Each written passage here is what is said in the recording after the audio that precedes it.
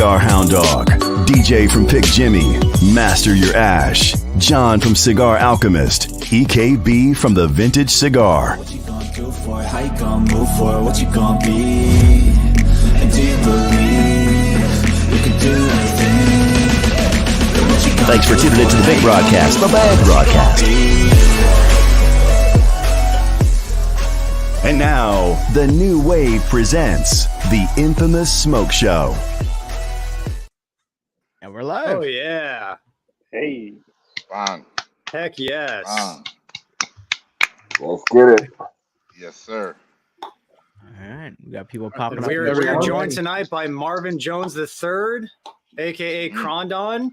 Dude, thank you for coming on, man. Thank you. Man. Thank you for You having got me. a cigar enthusiast, an MC, and an actor. What else you got to add on to that, man? That's major, Man, bro. I'm a serial entrepreneur. I would say that too. Yeah, that's a big round of applause on that. Yeah, combate serial neige. entrepreneur. But film and television is my focus right now, and again, and cigars too. I can't lie. Cigars are my focus, just in the sense that that's my favorite pastime, recreation, and hobby right now. And man, beautiful. Yeah, man. Like I was saying before we got on live, man. Like I really dig what you guys are doing individually and as a collective. Like I think when I first started getting into the hobby, it was you brothers, like I say, individually before you guys clicked up, and start doing your thing, and did the Wu-Tang Clan thing. I was really informed, man, and made aware of a lot of things in regards to the hobby and cigars, and things to try and what not to try, especially Matt's page.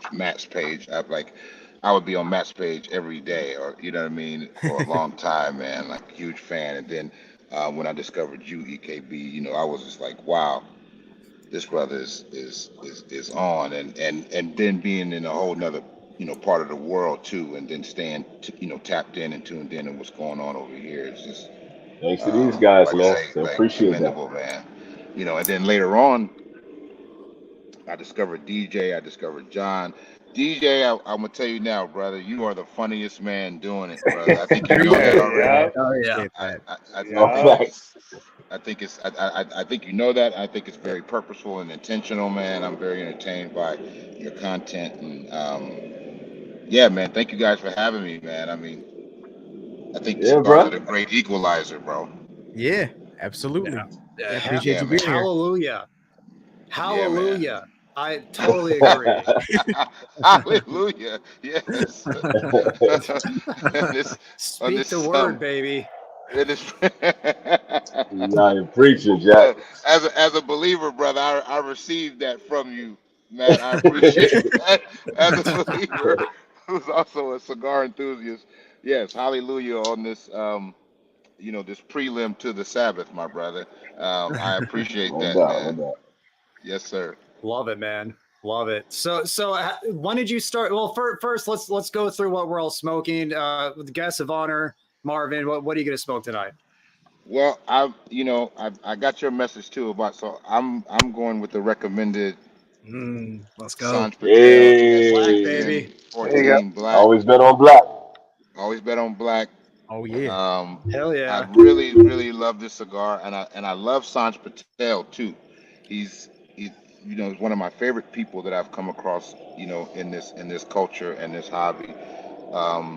You guys know better than I do, man. So generous, so no holds barred, and really committed to connectivity and really building up, the culture and people in the culture. So shout out to Sanj, much love to Sanj, and I'm smoking the Hell yeah. Hell yeah. Is that the Robusto? The no, this is or 550? No, I think this is the 6. Like a Toro to me. Toro, yeah, Toro. Yeah. What could even be a Toro? Nice, man. But this is a Toro, yeah. Yeah. Mm-hmm. Yeah. Yeah. It's a chunky Toro, 654 for sure. It is. Yeah, it is. It is a little chunky, but I'm going in. I'm going in. Nice, man. The more the better. All right, okay, Keelan, what you got? All right, so I'm gonna let y'all help me choose here, man. I got the Baca, and I got this El Oso 10th anniversary. So which one should I start You with? gotta go Secret Agent Oso, man. That's the way. Hey, okay. Mm, I vote for the Oso Let's too. get it. Yeah. Yeah, Let's man. get it. yeah, Do it. Simple and plain. Let's go. that's a good one. All right. Speaking of stuff, I got the 25th CLE that he was talking about a couple weeks ago. Nice. Oh, There you go. nice. Mm. Very cool. What I'll about go. you, John? I'm a glutton for punishment. I'm going to try the Wagashi again. Good idea. Good idea. I want to like it. So, third time out the charm. It's possible. We're gonna go Grand Habano 20th to start it off in the Nice. 5.52. Mm. Nice. Nice choice. Almost got went with this. that myself. I got this old ass Gurkha that Sanj sent over from his basement.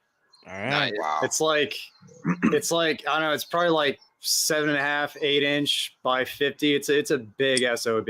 It's a fat cigar. So How we'll old is see. it though, Matt? That's the thing. How long has I that think thing been sitting in that 2001. basement, man? I think 2001. So back when supposedly when Gurkha was good. So we'll Wow. see. Good, right? Yeah. Yeah. We'll see, man. bananas. I'm interested to know how that does for you, Matt. I personally, I mean, I'm not gonna bash anybody here on you guys' page, but Go for it. Go No. for it. Nah, Yeah. Speak freely, look at dude. what you want, man. Look your mind, Mom. I'm Yeah. just not the biggest Gurkha fan. That's all I'll say. I've had a Welcome to the hard time. club. I'm not either. I've tried to find ones that are good. The 15th anniversary was okay. Yeah. Fair enough. I've Yeah, yet to try the Year of the Dragon, but yeah, I've been trying to find There's it. no point. I mean, I Okay. don't want to tell you what to do, but it's not worth $25. It's like smoking air, in my opinion. Oh, wow. Okay. But you gotta try it sometimes just to see for yourself, man. Sometimes you gotta Mm-hmm. jump off the ledge. Damn.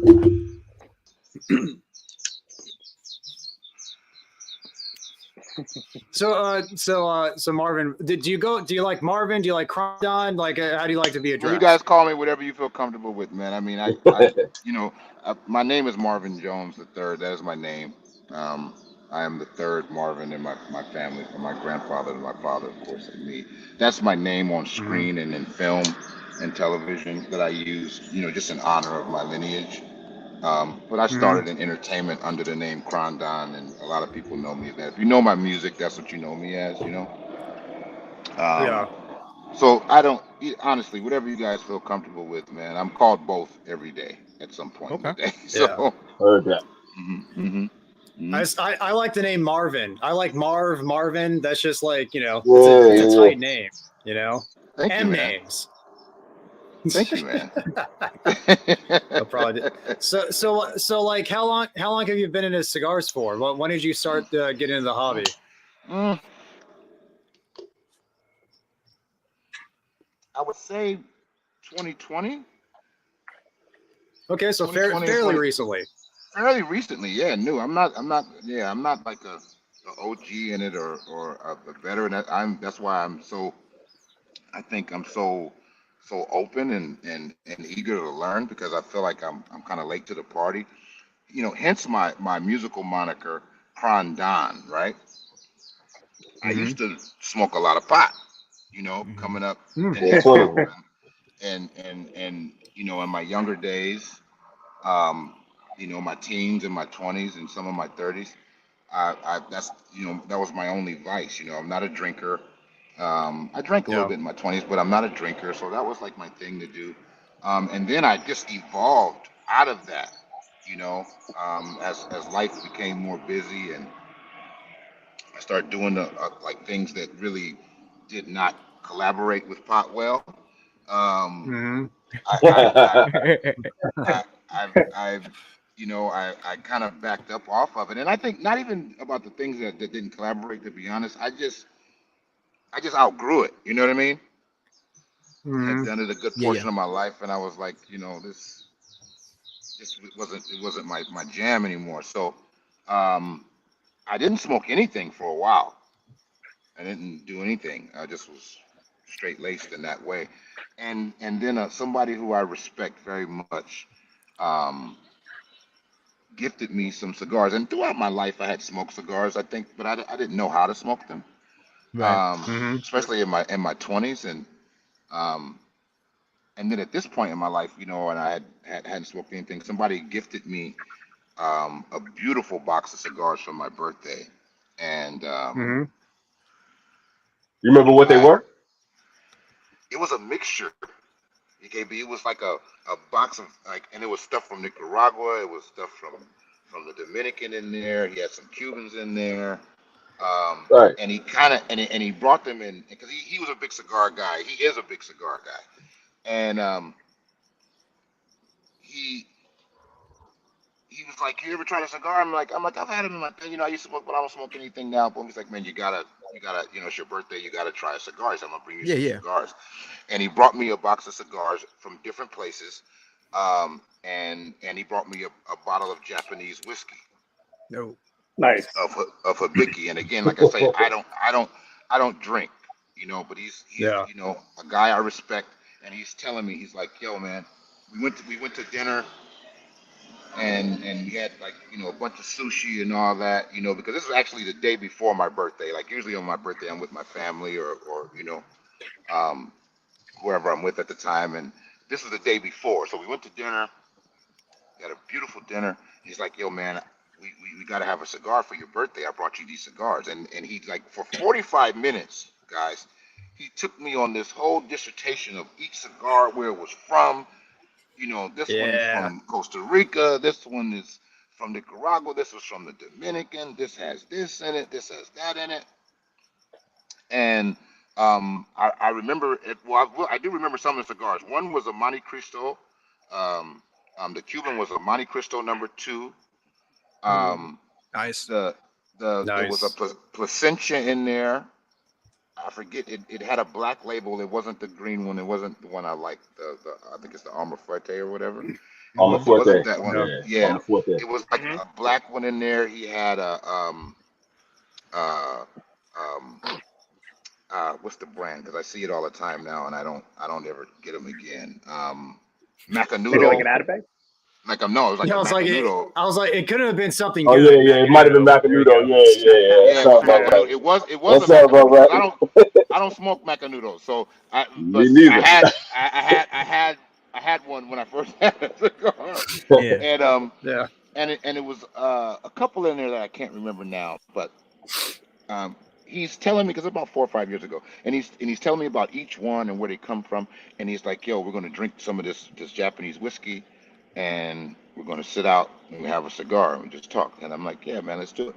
So we started. It was about 10 o'clock when we started, and he took me on this 45-minute, like I say, dissertation and just infomercial on cigars and where they come from and how to smoke them and all of that.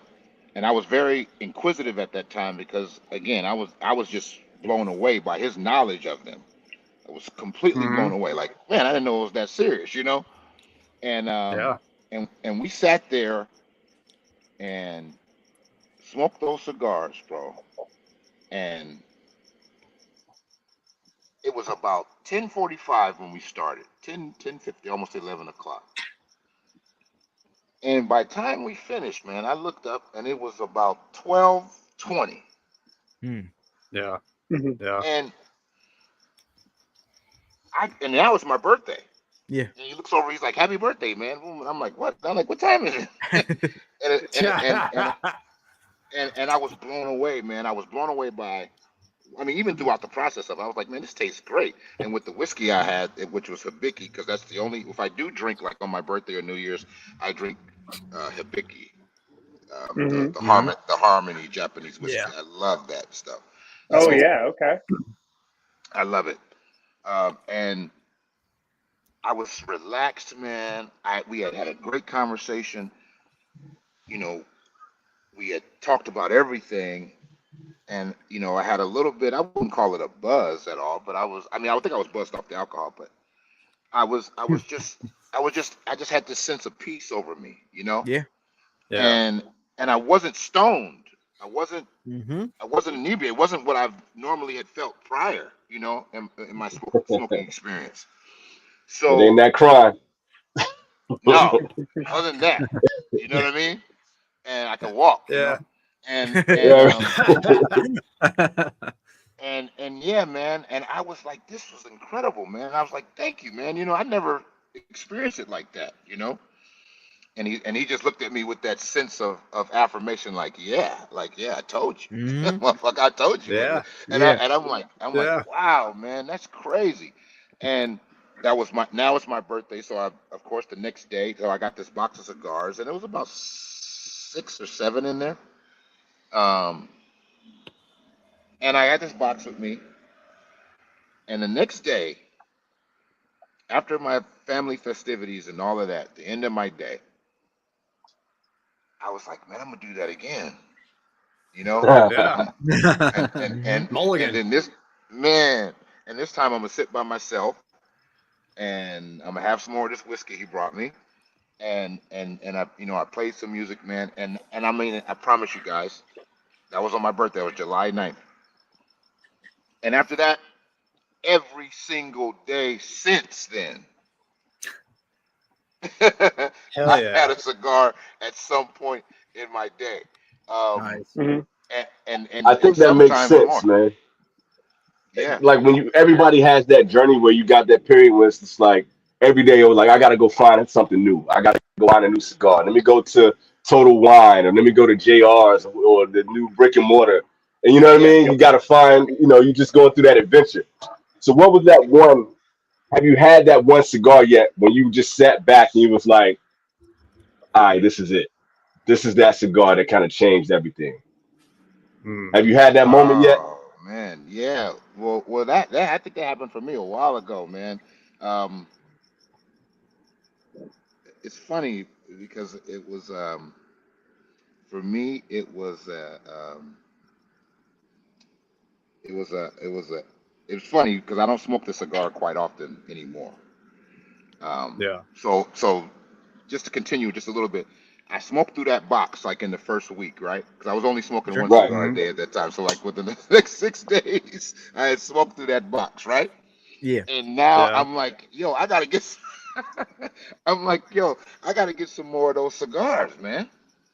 And I didn't know about, Yeah. where to buy them or anything like that. Yeah. You know what I Yeah. mean? I wasn't really familiar like that. So, but thankfully, thank God, because I live in Burbank, California, right? And Hmm. and I've been in Burbank like 15 years. And there's this lounge that's like walking distance from my house, right? And I used to have a house like in the hills of Burbank. Now I'm at the bottom of the hill. So when I was on the hill, I would drive by it every day. I would see this place, Burbank Cigar Lounge, Burbank Cigar. And it just didn't have any, you know, Resonance at the time. it didn't residency. It had no Award. residency with me. So Yeah. I thought about it. I said, oh, wait a minute, that spot I always see. So I drove over there and I walk in and it's a brother named Brandon, who Brandon and I are great friends now. Like we are, boon coons, right? And Yeah. um, I walk in there and I'm like, he's like, hey man, what do you need? I'm like, man, I want to get some cigars. And I told him my whole little story, and he's like, well, what do you like? And what do you ask me these questions? I said, I don't know, man. I mean, he gave me these cigars. I like this one. I didn't like that one. I like this one. I like that one. So then he starts suggesting some things to me. And I bought a bunch of them. I bought like 10 cigars right then. Boom. Okay, give me this, give me that, give me this, give me that. Let me try this, let me try that. And that started my journey. But one of the cigars he suggested to me that changed it all, because I had bought like I remember, I'll never forget that part, because I had some My Father, right? Yeah. I had smoked the Oscar Valadares, the leaf ones, because he was like, "Yo, these are good." He gave me like Solid. the leaf, Yep. the Sumatra, the Maduro, the Connecticut, like all these, and I'm like, and I liked how they were rolled in tobacco like that. I liked the presentation of them at the time. That's a nice It's little joint. catchy. Yeah. Yeah, it was catchy. I was like, man, this is cool, right? So I bought them, and I bought uh, uh, um, the Herrera Esteli from Drew Estate, Oh yeah. Okay. Mm-hmm. and then I had bought an LFD double Lajero. Yes. Ah. Okay, Classic. right? Okay, Yes. Yeah. so I'm smoking these other ones, right? I'm smoking the Oscar joints, right? You know, and at that time I would only smoke really, one cigar at the end of my night, right? For sure. I've gone. Mhm. I have to admit to my brothers, I've gone way past that limit at this point. Nah, you good. You good. But Sure. Aren't we all? I would only smoke one at the end of the day, right? Yeah. By myself on my balcony. That was like my decompress, So I'm smoking these leaves. I'm smoked with my father, which was nice. It was a little spicy when I first had it. And then I smoked that LFD double Lajero, bro. Yep. Yes. And I was like, yo, what is this? What is going on right now? Yeah, And Greatness. that was it. Greatness, right? Mm-hmm. I love that cigar. I love those cigars. So I immediately after that, guys, I promise you guys, I was on. And I mean, Yeah. I'm going to the shop every day, just buying different stuff to try. And I had got like a little, and then Brandon, excuse me, is my man. So at this point, he's my man. But at that time, I mean, he's just a great guy. So he's like, man, you're buying all these cigars, man. You need somewhere to store them. You know what I mean? So he gave me like this Yeah. case. He's like, take this case, and I'm spending so much damn money already with him, right? He's like, yeah, take this case, you know what I'm saying? And take these pillow things, put these in them. And I'm like, okay, what does all this do? So I'm just learning every day. I'm being open and like learning, you know what I mean? And Yeah. and I'm smoking and I'm finding new things that I liked.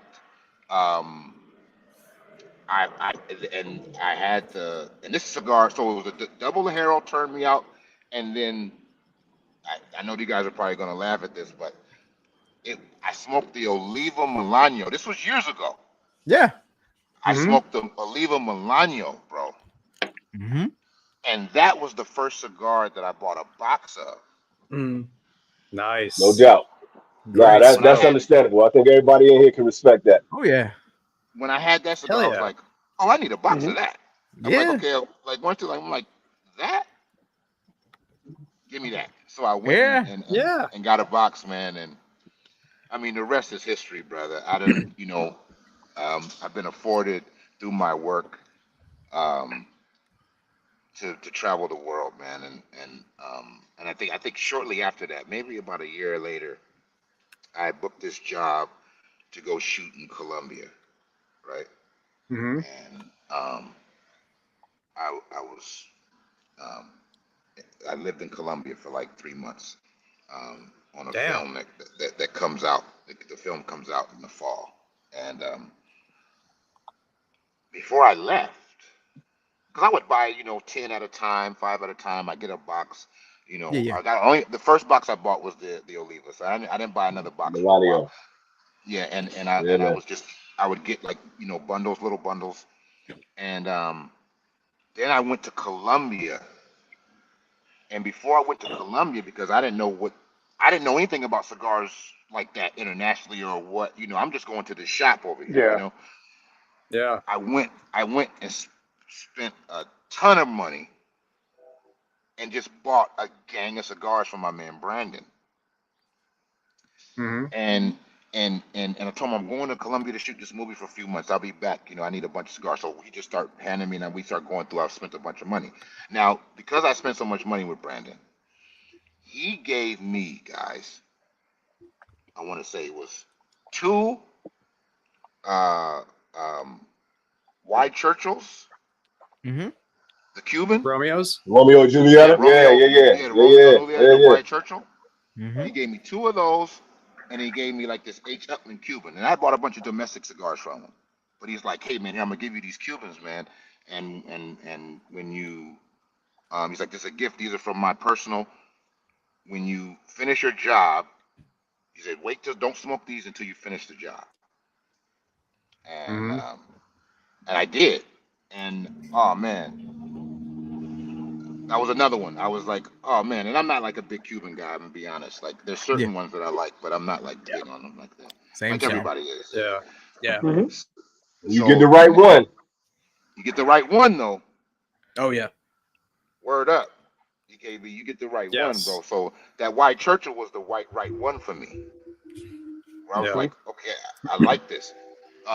And yeah, guys, and that was it, man. And then I looked up in Colombia 3 months, and I was buying cigars even out there. I found cigar places out there, and then I went to Budapest for 3 months. Nice. And it just kept. It just now I got. It's just too much. Too much. Sensory overload. You Sensory outgrow overload. your humidor. Oh yeah. I was thinking about which one to I gotta buy a bigger one, man. Like I'm trying to figure out which one to buy and where am I gonna store it, you know? Because Yeah. yeah. I gotta. Maybe everybody in the ask you, man, comments will make suggestions. Did that double Lajero kick you in the teeth? Because the first time I ever had a double Lajero cigar, I was spinning. When I was That's where I thought. That's where I thought Marvin was going with the story. I thought you were Yeah, saying I did that too. thing I kicked did my too. ass. I was spinning, dude. That's what I thought. Oh, I'm sorry I left that part out. It knocked me down, bro. Like that was the first one that I was like, oh, I gotta lay down for a minute. Mm-hmm. Yeah. Nicotine, yeah. But Get you. ironically, Baptism. Cigar baptism. Yeah. yeah, exactly. And I mean baptism for real, brother, because I'm looking for water. I'm reaching for water. I'm running up and down the stairs, bro. Yes, sir. I drink a bottle of water. I think I'm okay. 5 minutes later, I'm like, no, I need another bottle of water. Yeah, been there. But I must say though, the complexity of that one, Mm-hmm. it was such a ride for me. You know what I mean? Yeah. Yeah. Yeah. Mm-hmm. Because a lot of times, you Absolutely. get something that you like, and the flavor is pretty consistent throughout, and it might change at the end or whatever. But no, brother, that thing, and now I've smoked a lot of cigars, and I'm a lot more abreast on different flavors and notes and things like that. Because I'm a geek, guys. Like you got to know, like if I'm into something, it's over. You Yes. dive in. Yeah. Yeah. It's over, bro. Welcome to the both feet. club. Yeah. You know what I mean? Yeah. Welcome. Yes. Thank you for having me. Yeah, Thank man. you. This is what we do. Hell yeah. You know what I mean?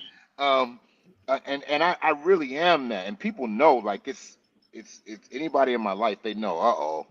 He done picked something else up. You know what I'm saying? Like and I am. I don't know. I guess you could call it a little OCD about things. You know what I mean? Mm-hmm. So when I dive in, I'm like, bro, I'm up all night. Yeah. I'm reading. I'm buying books.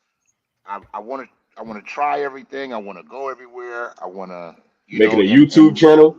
I'm making a YouTube channel. Y'all see, I'm making an Instagram. I'm like, okay, this is what we're doing, right? What are we doing? Yeah. Here?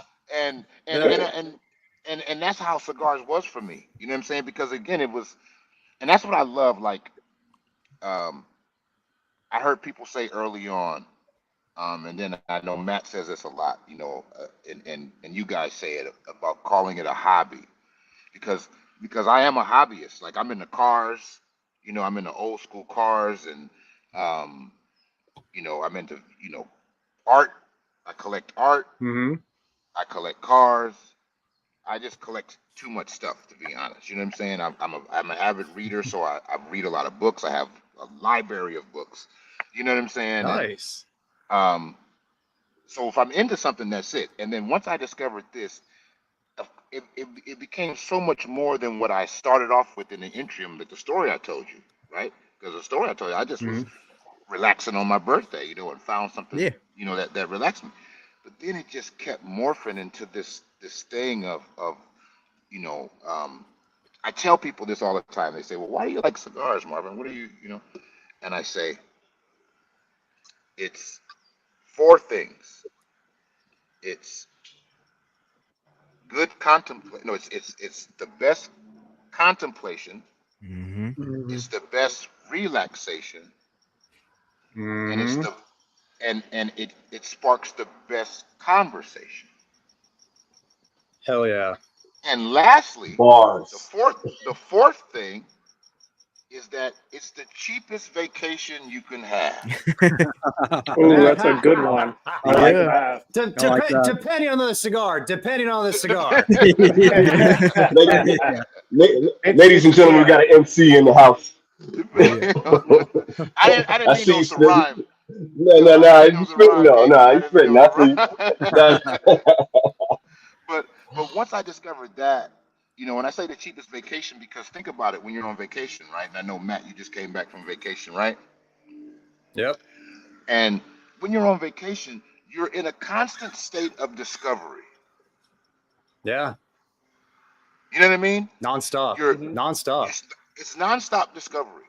You're in a new place. You're eating new food. You're meeting new people. You don't know where you're going. You know what I mean? And but at the same time, that uncertainty, that newness, puts you in a relaxed state.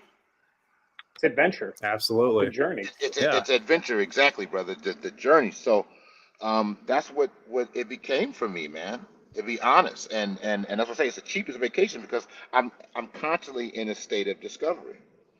And whether it be about where the tobacco was grown, who grew it, who manufactured it, who distributes it, who reviews it, who recommends it.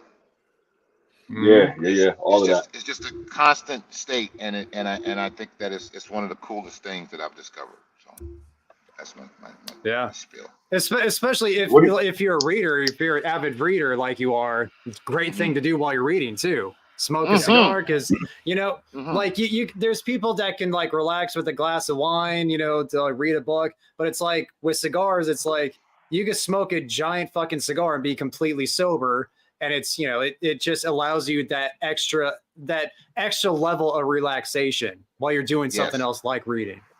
Yes. And for my job, guys, I'm reading scripts all day. Right. I gotta memorize lines all day. Yeah. And for sure, it's the best way. Like you said, you're not getting drunk, you're not getting inebriated, you're not stoned, it's not affecting your memory or your cognitive senses or any of that. But at the same time, it's ritualistic in the sense of it relaxes you, it allows you to focus, it sits me down long enough, right, where I can read this whole script and I can memorize these 5 pages of lines or however many pages it is. Yeah. And I'm enjoying myself, man, and it tastes freaking great. Yeah. Hell yeah. What is the community like? What is the cigar community like as far as the music industry and as far as the television industry? You bumping into people that like you can kick back with on the set? Y'all light up a cigar after a take or whatever? You Great getting into any of that? Not in music, did I? And now it's becoming a little more. It's becoming a little more in music, a little bit. But in film and television, man, I think you guys know, like at one time, actors and directors and people that are in the art of film and television, they were kind of synonymous with cigars. You know what I'm saying? At one time, Arnold and everybody. Yeah, man. Burns, like so many. Yeah. I mean, even people like Denzel. Denzel Washington was on the cover of a Cigar Aficionado, man. You know what I'm saying? Telling his whole story about cigars and I guarantee it.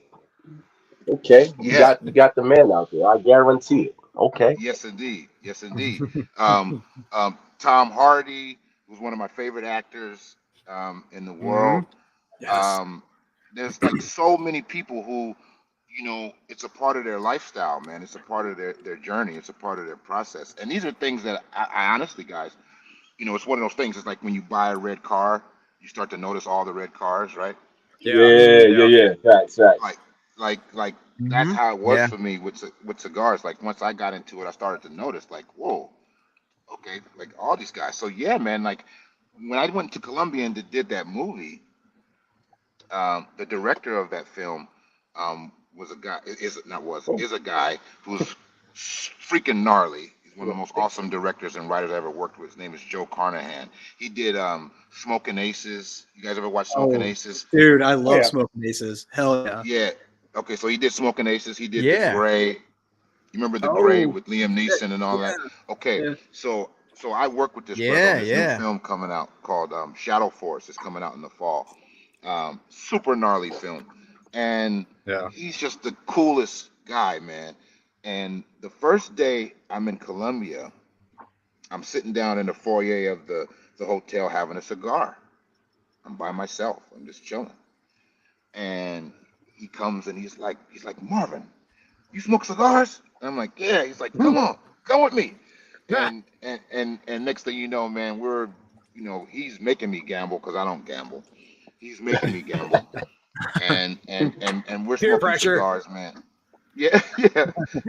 We're smoking cigars in Colombia, and I end up giving him. I had three Cubans with me out there, and I ended up giving him one that night, and to the point where it became such a part of our everyday on the set of that film, at least especially after the set, where I don't want to give the movie away. I can't give the movie away, but just trust me, like it was like a thing. It became like a thing, and for majority of the people on the set, you know what I mean, especially some of the actors that were my scene partners, it was like a thing. So it's one. And then when I went and did Halo, I went to Budapest to do Halo, and oh man, yeah, the guy who's like my partner in the show was a Cuban guy from Miami. Same thing happened. I'm standing out in front of the hotel having a cigar. I hadn't even met this brother, but I knew that we were going to work together. And I didn't even know how the brother looked at the time, other than a picture online. And then he walks up to me, man. He's like, Marvin, I'm Christian. He's like, you smoke cigars, man? I'm like, you smoke cigars? He's like, yeah, I'm Cuban. I'm from Miami. What do you mean? And and dude, and he and I, man, I don't know. I mean, we're like the best of friends now, man. He lives in London, him and his wife, but phenomenal actor and huge cigar guy. So through film and television, I've met, I can't even count it now, people who love the culture, who support it, and who are partakers, man, of cigars. I meet people all the time. Yeah, dude, the way that you talk about cigars, it reminds me a lot of how Steve Harvey talks about it in that video. The cigars is yoga. I don't know if you've seen that viral video. Of course, I saw that. Yeah, he's like, I don't smoke, I don't drink, I don't party, I don't, he's like, something's got to give. But he's like, cigars is yoga. So, yeah, what it is. Someone's asking how what cigars we're smoking. I'm smoking the Wagashi from Dunbarton. I'm liking it. How's it treating you? Yeah, I was gonna ask how's it treating you, bro. It doesn't beat the blue. Like it doesn't beat the blue, but I think my expectations have been lowered, and I honestly, man, it's pretty good. I'm hoping it'll age well. That's what I'm hoping because I bought the box with the coin, So yeah, you can have that box for a while. That's all you can do. So that's all you can do. It's an investment, brother. Live stream cigar. Right. What are some of your go-tos, Marvin? Some of your go-to cigars, like it. You say like like at any given time, like when you first got into cigars, like did you have a first favorite, and then like what cigars do you find yourself kind of navigating towards now?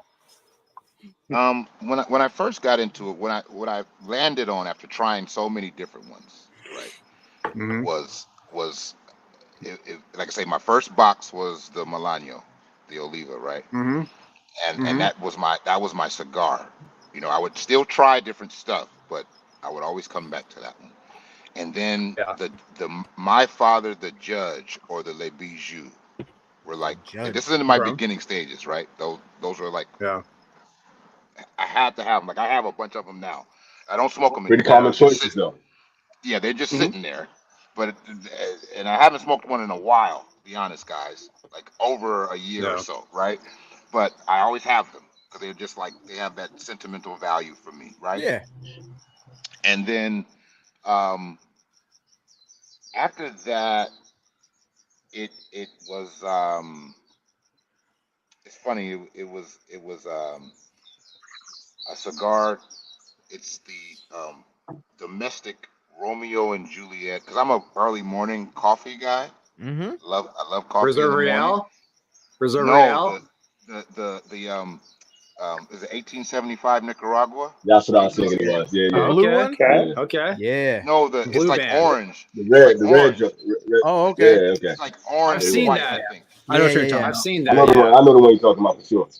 Like orange and white. Like that was my like, okay, start the day. I don't have it. And then, who knows where I would land, after that. Um, and then it became I really got into when I discovered them, foundation cigars, Mm-hmm. Oh yeah. right? For Oh, yeah. sure. Yeah. When I Game had changer. yeah, it changed the game for me, and it's the funniest story in the world, bro. How one thing I do believe is that when you I think a Buddhist said this, right? Um, whatever you're seeking, it's either uh, Buddha said this or Francis said this. Saint Francis said this, that whatever you're seeking is seeking you, Mm. Okay. Okay. right? I like And that. and and I think that's, if you think about it, in all of our journeys individually, if we really break it down and we look at it, it's the truth, man. Like I wouldn't even be here sitting talking to you guys, having this good time and good conversation if that weren't true. Yeah. Because like I say, Right. Totally. I was watching you guys, not even knowing if you even knew who I was or even caring, right? I just was a fan of the content and the information that I was receiving, right? And Hmm. and look, here we are now. You know what I mean? Yeah. So, um, Yeah. um, Foundation cigars. When I had, um, first I had a Charter Oak, and I was like, okay, this is pretty good. Charter Oak Habano was good. I was like, that was good. That's And good. then I went and I had an Olmec Game changer. Maduro. Hell yeah. Yeah. Oh, yeah. Hell yeah. I had the Olmec Maduro, guys. I had at the same time I had the Olmec Maduro and the Diamond Crown Julius Caesar, right? Mm-hmm. Okay. Oh yeah. Yeah. Oh yeah. Mm-mm-mm. Yo, Beautiful. Back to back heat. yo, I was I was like, okay, now we're smoking, right? Yeah. Like, okay, Mm-hmm. Hmm. this is, I like this, right? So, um, I was into those, you know what I'm saying? And I had went through my, Arturo Fuente stage, where I was getting those. Um, but when I discovered the Olmec Maduro, that and that's kind of still my go-to, like the Maduro or the Claro. I'll take those any day, right? Love Yeah. those Absolutely. cigars. Yeah. Great smokes. Yeah, they're great. And then the Tabernacle, of course, and then a friend of mine, um, who I love so much, my friend Jerry, big cigar guy. He gave me a Liga 9, Okay. Another game changer. right, bruh, right. And I was like, oh no, he gave me a Liga 9, and he gave me Ashton. Is it VSG or ESG? I think it was the VSG. Both are banging. Both are great. Both are great. Both are great. Yeah, yeah, they're both great. Either way you win Can't go it. wrong. Both of them are great, guys. So that was like what kind of opened me up even more, you know. Um, Hmm. and then and by this time, I can't front. Like I'm watching y'all. I'm watching Vintage Cigar. I'm watching Cigar Hound Dog. I'm watching Master Your Ash. I'm like, okay, what are they smoking? You know what I'm saying? I got to try Yeah. it, and I'm watching and I'm listening, and um and I gotta say, guys, like you guys never really steered me wrong in what you guys were putting out there, and even in the truth, like a lot of the stuff that you guys might say wasn't as good or wasn't that good, it wasn't that good to me, Mhm. and I was like, wow, okay, um, and now. I mean, man, I done had so many darn cigars, man. And to answer your question, man, now it's like I have like brands that I like, you know, Yeah. and I am really into like certain brands, like when I discovered I had the Warped Companion a long time ago. That was a long time ago, Hmm. Yeah. and I like that cigar a lot. And Yeah. then so then I start going down this Warped rabbit hole, Yeah, Warped is great. Yeah. Warped and is yeah, great. They're great. I like majority of their cigars. I think me and EKB were talking about it on his live, right? And Yeah. I was like, yo, I like them, and then it was Foundation, and then it was Warped, and then Crown Heads. Yes. I was When I hoping you. John's killing it, man. John and EP are killing it, dude. So yeah, Oh that's a yeah. good little rabbit hole Hell to go yeah. down. yo, I Yeah. had that Le Creme. Yeah. Mhm. Oh yeah. That's a Yo. How they damn do good it? one. Wait, what'd you say, KB? What'd you say? It's like there you go. Once you get that lock it in, it's like, oh, okay, there it is. Yeah, You man, know, the Le Yeah. Creme was you a get that brownie, Chocolate you bomb. smoking on a brownie, man. bruh. Dude. You already know the Le Creme had me, and then I just went down like the rabbit hole of Crown Heads, like the Mil Diaz, which I love that cigar. Yep. You had the Um, Maduro yet? I haven't had the Maduro yet. Bro, the Maduro is fire. It's fire. Yeah, Yeah, oh, yeah. That's us right now. This is just our moment. When you get a chance, go out and get that Mil Diaz Maduro. Yeah. okay, It's the real okay, deal, fam. And okay. I'm glad to hear you're a fan of Matt's and he's never steered you wrong, but don't listen to him when it comes to the angel share. It's almost it. It's almost He'll steer you wrong on that one. Okay. It Okay. wasn't bad. It wasn't bad. It just Oh, wasn't okay. great. Uh-huh. It's just You can say it's bad. It's okay. it was pedestrian. It was pedestrian. I'm still It's butthurt almost over it. bad. My feelings are still hurt. So I'm still spiteful. I feel bad because it was your money ultimately that that weren't for us. So Marvin, like, it seems like you don't really have cigars that like you smoke like as a baseline anymore. It seems like you're just always trying new things. Is that accurate as far as like like where you're at with the hobby now? I try to smoke a new cigar, not every day. Well, and like I say, in the morning, it's gonna be either like a Charter Oak Cabana with my coffee. Great cigar. Yeah. Great freaking Right. cigar. It's gonna be that's my morning Charter Oak Cabana, and then you know what I just had, guys? You know what I just discovered, man? Hmm. It is insane, and I've been smoking this freaking cigar a lot. And I Yeah. probably need to chill in the morning with the coffee. Is that the new Aganorsa New Cuba, the new one? Okay. You guys I had haven't that? had one? it yet. Not I yet. haven't had it Oh, yet. Not yet. I haven't had it yet. Okay. That's like Share, share Agnos's light. budget, right? That's like their budget line, I think, right? okay. It's their budget one, Matt, but they came out. Okay, they got a budget one because I got that one, Yeah. which is very good. But they have a new one called the Superior New Cuba, Mm, Okay. okay. Huh. and it has a bit of a sweet tip, right? Okay. But it's not a. It doesn't taste like a flavored cigar, or infused cigar, or nothing. It's Aganorsa, the strength and the Oh, there. body. It's for me, it's a banger in the morning.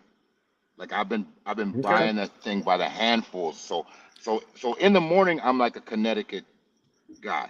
Sure. Yeah. right? First thing in the morning, I gotta have a Connecticut, and then if I'm gonna have another cigar or two, I try to smoke something that I haven't had before. You know, If I can make a of recommendation, homie, if I can do a recommendation course. for your morning cigar with the coffee, try Hmm. the Drew Estates 20 Acre Farm. Yes. I want to see what you think Yeah. about that. I think that might be another one that's going to be like, okay, let's Wait, what see is what's it called? happening in the morning. Say The it again. 20 Acre Farm, Yeah. 20 Acre Farm Drew Estate. by Drew Yeah. Estates. I've never had that cigar. Yeah. I would try to It's send you a solid. message if I think about it. I'll send you a message just to give you a reminder on that one. It's a Yeah. regular production. You should be Mhm. able to find it out there where you are.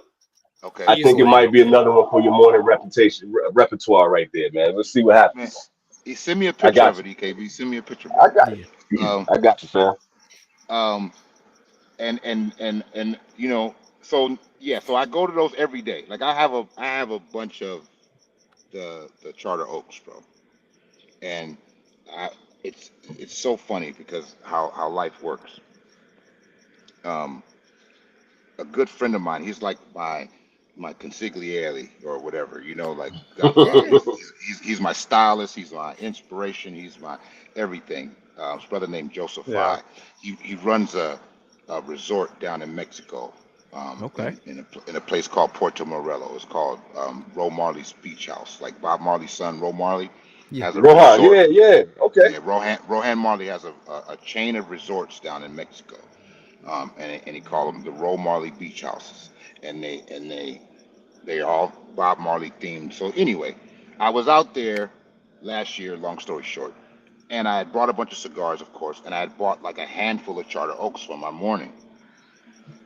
And me and him are having coffee and breakfast, and we're talking, and he's like, "Man, I didn't know you were into cigars like that." And he's like, "Yeah, man." He's like, "My man got a company, and he owns a company, and he's like, I don't know the name of it, but he starts rattling off cigars. He's like, he got a cigar with Holly Selassie on the band, and he got a cigar called the Olmec. You know what I'm saying? After the Olmec tribe, and I said, wait a minute, and I Yeah. stopped him in the middle of the conversation. I'm like, hold on, bro, and I go in my case, and I show him the Olmec I had with me.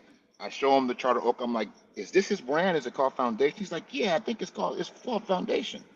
He's like, yeah, that's my man. I've been knowing Nick forever and blah blah blah blah blah. I'm like, man, get the heck out of here, bro. That's Yeah. crazy. He's like, yeah, man. He's like, Nick, man, he's really into hip hop and he knows all your stuff. He knows. I'm like, no way. Oh damn. And so remember what I said, guys. What you're seeking is seeking you, Right. Yeah. There it is. Yeah. right? There Here it I am is. having this conversation in Puerto Morello, Mexico, with my guy. He's been my guy for 30 years. Yeah. He's just telling me in passing about his guy Yeah. that owns this cigar spot. I mean, Yeah. That just cigar happened to be company. Nick Yeah. Melillo. Yeah. Just Nick just Melillo, Nick. bro. I'm so Who happy. else is Nick? You Yeah. know my guy Nick.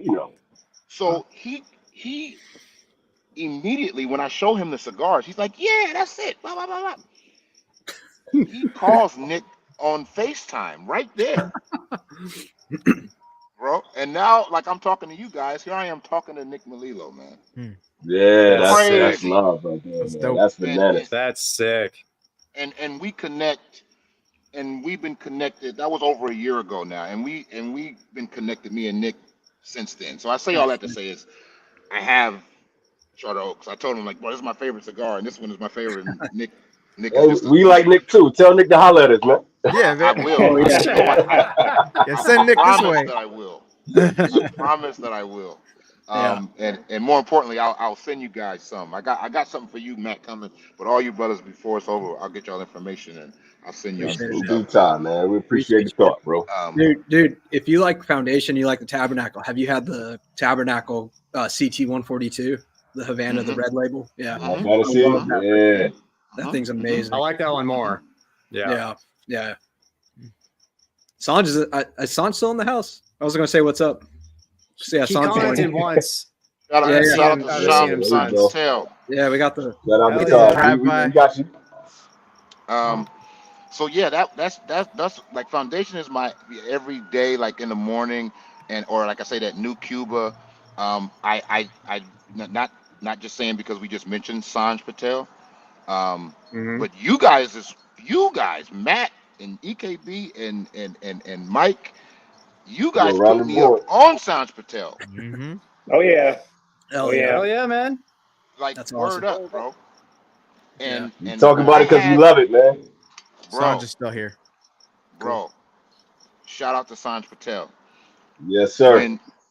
When because I'm listening to you guys and I'm like, yo, I never heard of this. I'm in California, bro. We can't get them cigars out here. You know what I mean? It's a lot of Yeah. cigars we can't get in California. Yeah. That's what Yeah, pay for it. traveling has. Yeah. It's shown me that. Traveling has shown me that. But when I discovered Sanj's cigars, man, yo, I bought when I first figured out how to get them. Yeah. I It bought was a gang of them. it was Mhm. kind of Yeah, like yeah, yeah. it was a wild way that it kind of came about. Going back to what you were saying about what you're seeking is also looking for you kind of thing. Yeah. Because Mhm. I was at CPE in January, and the guys from Cigars at Sunrise, they were at one of the after parties at 8 Lounge here at Resort Mhm. World. And Mhm. they were like, hey, Master Your Ash, have you tried any of these Sanj sticks yet? And I had looked for them, but out here in Vegas, could not get them at the time. I didn't know how. And they were like, yeah, Sanj is from Bloomfield, New Jersey. I'm like, yeah, my parents graduated Bloomfield High School in New Jersey. Like, I was born in New Jersey, not Yeah. too Wow. far away Yeah. from his store. Wow. And they were like, here are our last, here's our last stick, try it. So I smoked it that night. And I was telling all these guys about it. And then Matt, I believe, was the first person to post the review on them. And shortly thereafter, we all kind of got linked up. But it was one of those to where, even smoking it after having 4 cigars that night, I knew it was solid. I just didn't know how Mm-hmm. amazingly good it was going to be, or Mhm. like the intricacies of the lineup, because I just had a single SP1014 Black Robusto. I didn't know Mhm. kind of all the things behind the Yeah. red, the industry killer, all that stuff. I just knew I wanted to try an SP1014, and lo and behold, Yeah. here we are now. So it's kind of one of those things where like it'll find you. You just have It'll to find you. look for it. Yeah, Yeah. it's like with the first ones that I reviewed, they were sent in by a viewer. Like it was Mhm. just like somebody Yep. out there was like, these are good cigars. I want to see Somebody who had because access. they are exactly somebody who had access. Because out here in California, they probably I'm not 100% sure, but I'm guessing he's probably in some shops in California. But yeah, just they're not easy to find. And if the thing is, it's like somebody brought us the cigars. And like that brought Sanj to us and vice versa. It's just it's a happenstance that way. But Mhm. but the cigar, they speak for themselves, and just how affordable they are for what you're getting is unmatched across the board. Yeah, Across the board, completely. bro. Like, yo, I was watching you guys review them, talk about them. Then I think you guys had him on the show, Yeah. right? Yeah, a couple times. Yep. Yeah, and That was really early though when we first had him that on. was Yeah. early. Yeah. Yeah. That was like the first time he was on, and I watched him. I watched that whole thing. You guys were on with him for like 3 hours or something, Yeah. right? At least. Yeah. Right. And I watched the whole thing, man. I was like, man, I like this guy. You know what I mean? And Yep. true story, bro. I went on the hunt. That's what I love about this. I love the hunt of it. You know what Yeah. I'm saying? I Thrill of the do. chase. Bro, the thrill of the chase was so real, bro. Yeah. So, Yeah. Yep. and look, this is just so funny. I don't even know if Sand remembers this right at this point, but I found the shop in New Jersey. I called the shop, because I didn't know. I called the shop to see if I could buy them and they'll send them to me, or if there was a place in California that I can get them. Nice. When I Yeah. called the shop, Sanj picked up the phone. Mm-hmm. Mm-hmm. Hands on, hands on approach. Hands-on approach. And I only knew it was him because I had watched the live. Right. And I said, yo, Okay. I'm like, yo, is this Sanj? He's like, yeah. I'm like, bruh. So I gave him my whole spiel, and he's like, "Oh man, nice to meet you, Marvin." Like, man, thank you, man, thank you. He's like, I'm like, bro, I can't get him out here. You know what I'm saying? Like, bro, what can I do? Yeah. And then he put me on what to do, right? Yeah. And for those that know, and that was it, bro. That was it, bro. Game And when changer.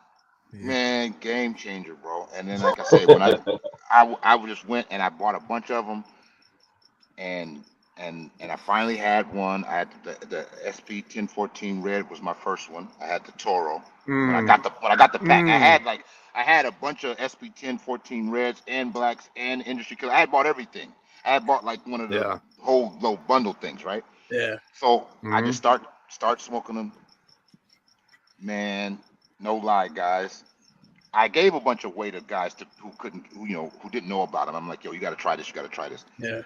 Yeah. But I went through the majority of that first pack in like a week and a half, 2 weeks. Word up. Yeah. The Connecticut, Yeah, Connecticut, the Habano, the Maduro, the black, mean. red, mean, bro. Yep. Yeah. Yep. And he doesn't make pepper bombs either. That's like one of the things I love most about Sanja's cigars. They're smooth and flavorful. That's what I love about Sanja's stuff. If I could, I was talking to somebody the other day. Every day. Yeah, and I was talking to somebody the other day because it's like I had the red again. I hadn't had one in a while, and I was like, man, you forget how good it is until you spark it up. Same thing with the Connecticut. When you spark it up, you're like, yeah, this every time I light it up, it's like, okay, it's the real deal. Yeah, dude, the red and Robusto for me, that's my favorite. Well, of the SP 1014 lines, I really like the industry killers, but that red and Robusto, man, is so good. Yeah, you love that Cameroon. You love that Cameroon. I love that Cameroon, dude. Yo, when I had the Cameroon, because I didn't get the Cameroon till later. When I got the Cameroon, yo. It's a Don Carlos killer. That's when you stand at the cigar, you're looking at the cigar right. 100%, yeah. Yo. Yeah. That Cameroon is $7. really no joke. And then, like you said, Matt, the price of them. Yep. You know, because I'm out here spending thousands of dollars on cigars, right? California, buying a B&M. California. Yeah. California, It's not cheap. Hell. It's not cheap. Okay, let me say this. California is the worst place to buy cigars, man. Like, yo. You could have stopped right after worst, and you would have been fine. Where are the Canadians in the chat? Australians are going to be pissed. I'm sorry, y'all. I'm born and raised in LA. I'm a LA native. I'm born and raised in the city. Yo, we the worst, man. When it comes to we the worst, bro. We the worst, bro. No, seriously. Unless you're no relaxation without taxation, baby. So I really love cigars. They make it tough. You guys. I thank you guys for putting me on to that. And now, like I say, Sandra and I have a relationship, and he's just a great guy. I was filming a show in New York in January. I didn't get to go by his spot. I told him I was coming, but I didn't get to go because I was so busy doing the show in New York. But I'm going back to New York just to go see him personally, man. Because, like I say, he's been so gracious to me, and I really, because I just, like, again, what he's doing is unprecedented in the business to me. You know what I mean? I have to say that just from what I know. And I know I now, because of, you know, my enthusiasm for the culture and the hobby and me just having a little bit of gravitas, you know, to my name, I've been able to meet a lot of people, and hence you guys, right? And create relationships with people. And what that guy is doing is just unreal, man. For the price and the quality that he's putting out. Yep. The industry killer, the Zodiac killer. You know, that's what it's about, man.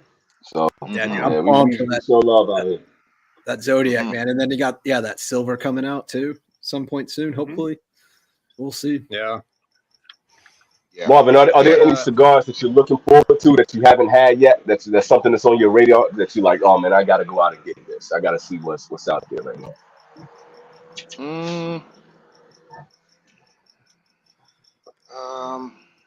Because you went to the show, right, Marvin? Did you see anything that you like was like a must try that you really wanted to get into? I went to the show. Thanks again to my friend Nick Melillo. Invited me and my brother Nice. out to the show. And I was able to experience that. Like I say, I'm a geek, man. So I was like, whoa, this is like if they had a Disneyland for men, right? This is what it was, bro. Daycare for men.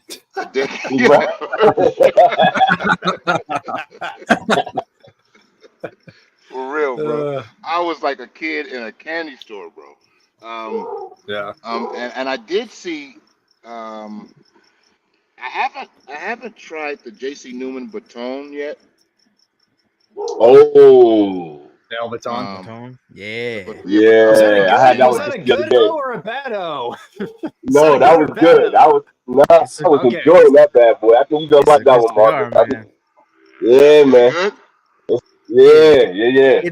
It's very not JC Newman when you light it up. It's a different take for them for sure. Really? And it's so good though. It's so good. Yeah. That one I want to try. What else, man? You know, I have some cigars that I've yet to try too. For sure. I have I haven't had the Sigmund yet. Mm-hmm. The Frog cigar. Yeah. Very good cigar. Big cigar, but a good cigar. Yeah, that's the thing. I'm like, when do I need to have time for that one? But I want to try it. Like, so I got that, and then I got the Agape because when I was in New York doing a show, I was going to this lounge and they had a lot of stuff that I can't get, that we can't get here in California. At that time, you can't. I've since found a lot of this stuff on my journey, but at the time, so I picked up a bunch of stuff. Man, you know, that's one thing about this hobby, man. It's like ongoing, man. It's like you never, you know, somebody told me a long time ago who was a big cigar guy. He said, man, you don't care how many cigars you smoke, you get to have your best one yet. So, I like that. I like that too. I believe that. Like, I believe, like, you know what cigar I'm loving right now? I'm loving this brand. And again, it's because of you guys. I didn't even know about this brand. It's Patoro. That Terry Blanche, Matt. Yo. Thanks to Matt on that one. Yeah, he put everybody on. Yo. That the vintage is banging too. Yes. The Series P. Yeah. That one is good. I can't front. The Terry Blanche is one of the best cigars I've had in a long time. And I was, because before that, when I was in Budapest, I discovered Lampert cigars. Okay. Ooh, yes. I discovered Makes sense Lampert being in Budapest. Yeah. Right? I discovered Lampert cigars. And I mean the El Gringo, the Don Patron. Don Patron was my favorite cigar for a long time. And man, until I got that Terry Blanche, man. You got a hound dog palate. That's not PPS. You got a hound dog palate right there. Yeah. Yo. In the morning, that cigar is like a stack of pancakes, bro. Yeah. Like beautiful. Really good cigar. But yeah, I don't know, man. You guys would have to like put me up on some things because I've watched the reviews, I watched the unboxings, and I'm always seeing stuff that I've yet to try. There's another JC Newman that I've yet to try that I want to try. It's I'm horrible with names, by the way. The Caseta or the, how do you say it? Cuesta? Cuesta Rey? Cuesta. Yeah, the Cuesta. Cuesta Rey. Yes. Cuesta Rey. Yes. I've yet And the Angel Cuesta, if you haven't had that too. The Angel Cuesta is serious. Angel Cuesta. That's it. That's the one. Yeah. Angel Cuesta. That's a damn good cigar. Very good cigar. Really? And that Really? that Lampert Limitada from that got released for the beginning of the year, the 2023 that I just reviewed, that was amazing. Really Yeah. nice. The new one, yeah. And also Yeah. if you like the Terre Blanche, you'll like the Dom Patron, in my opinion. The Yeah, no, Lampert Dom Patron. yeah, that was my Yeah, the favorite Dom cigar Patron, for for about a sure. year. Yeah. It's a damn good smoke. Hmm. So A lot of great let's get Connecticut's. there are. It's just you have to dig to find them a little bit, because for so long there's just been like, the Macanudos, like the Reserve Royales, Yeah. stuff like that. It's just like these more boutique companies are coming out with Connecticut's that don't smoke like those at all. Like there's actual flavor and nuance and transitions, like things that we're not used to. But it was it's, like the cigar industry didn't want to offend people. They wanted to give people an option so that they could join the party without having to join the party. And now they're like, no, because we want to smoke it too. Let's make it taste like something. Yeah. something. Yeah. Oh man. But Marvin, let's get into like your backstory as far as like how you got into hip hop, and like what was the transition like after you tell us about your career with hip hop, and like what was your transition like to get into like acting? Like how the hell does that occur? I started, out of Los Angeles, from very humble beginnings, very, very colorful and humble beginnings. And, I was afforded what I like to, at this point in my life, consider a blessing and a privilege, to where I look different. I not only look different as a black man, but I sound different. And it early on, what I did not know is it always put me in a position to evoke change and create awareness for myself if I was looking at things correctly. And I wanted to do something early on in my life. I knew, and I mean, about 16, 17, I knew that I wanted to get into entertainment in some way, shape, or form. And in my environment, hip hop was the crux of lifestyle, and it was the nucleus to how people communicated and how people related.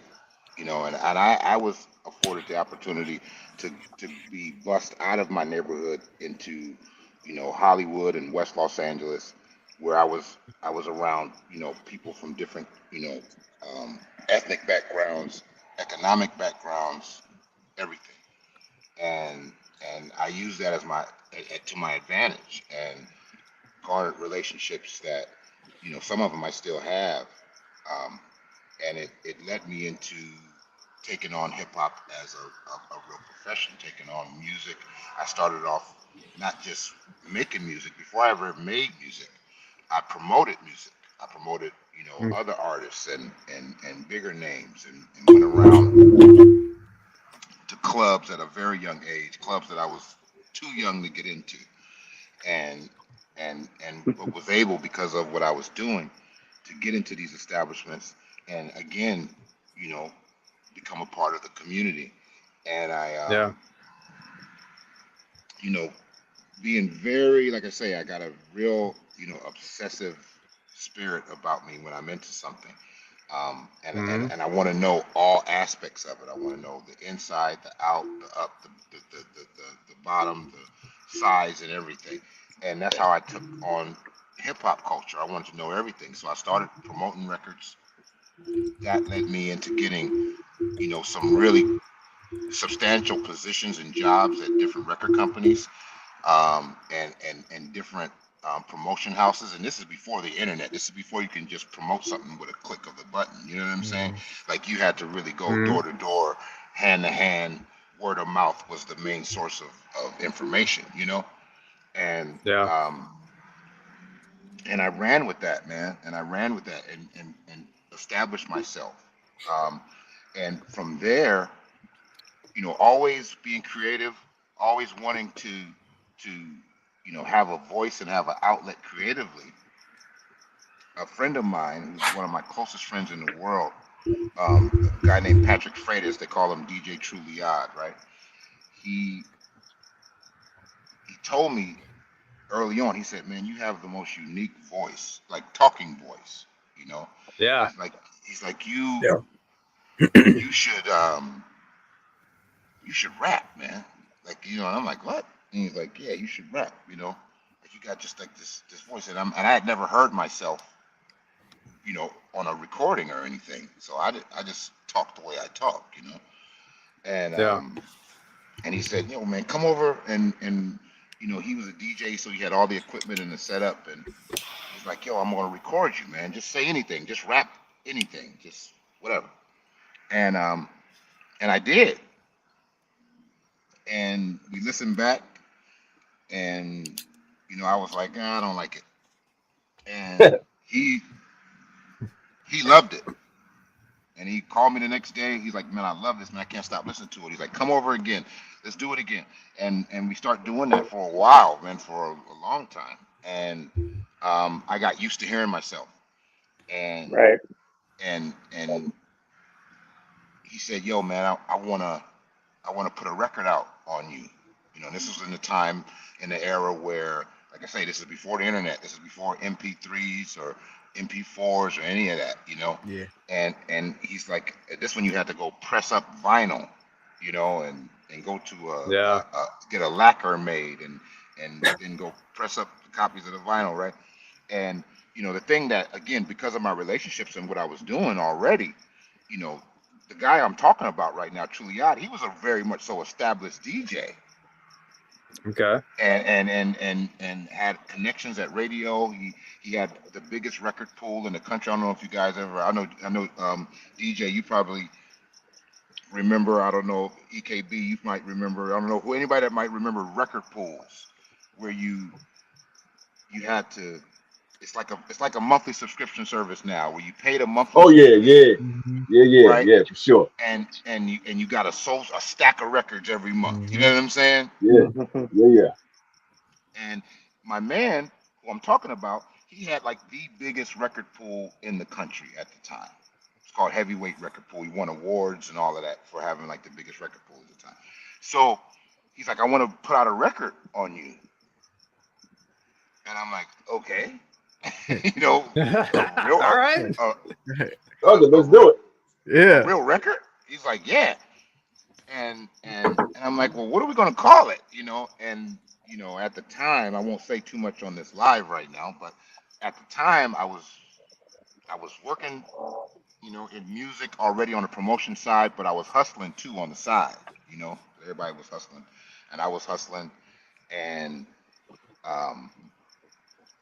everybody had already was calling me Krondon. That's what they called me that already, just as a nickname, you know. And, he was like, man, the record, you go by Krondon. Everybody calls you that already. When they see the record, they'll know it's you. They'll know what we're talking about. Yeah. So I'm like, okay, cool. Let's do it. And he funded the whole thing. It was unreal, man. Because when I look back on it now, and like I say, this is one of my closest friends, man.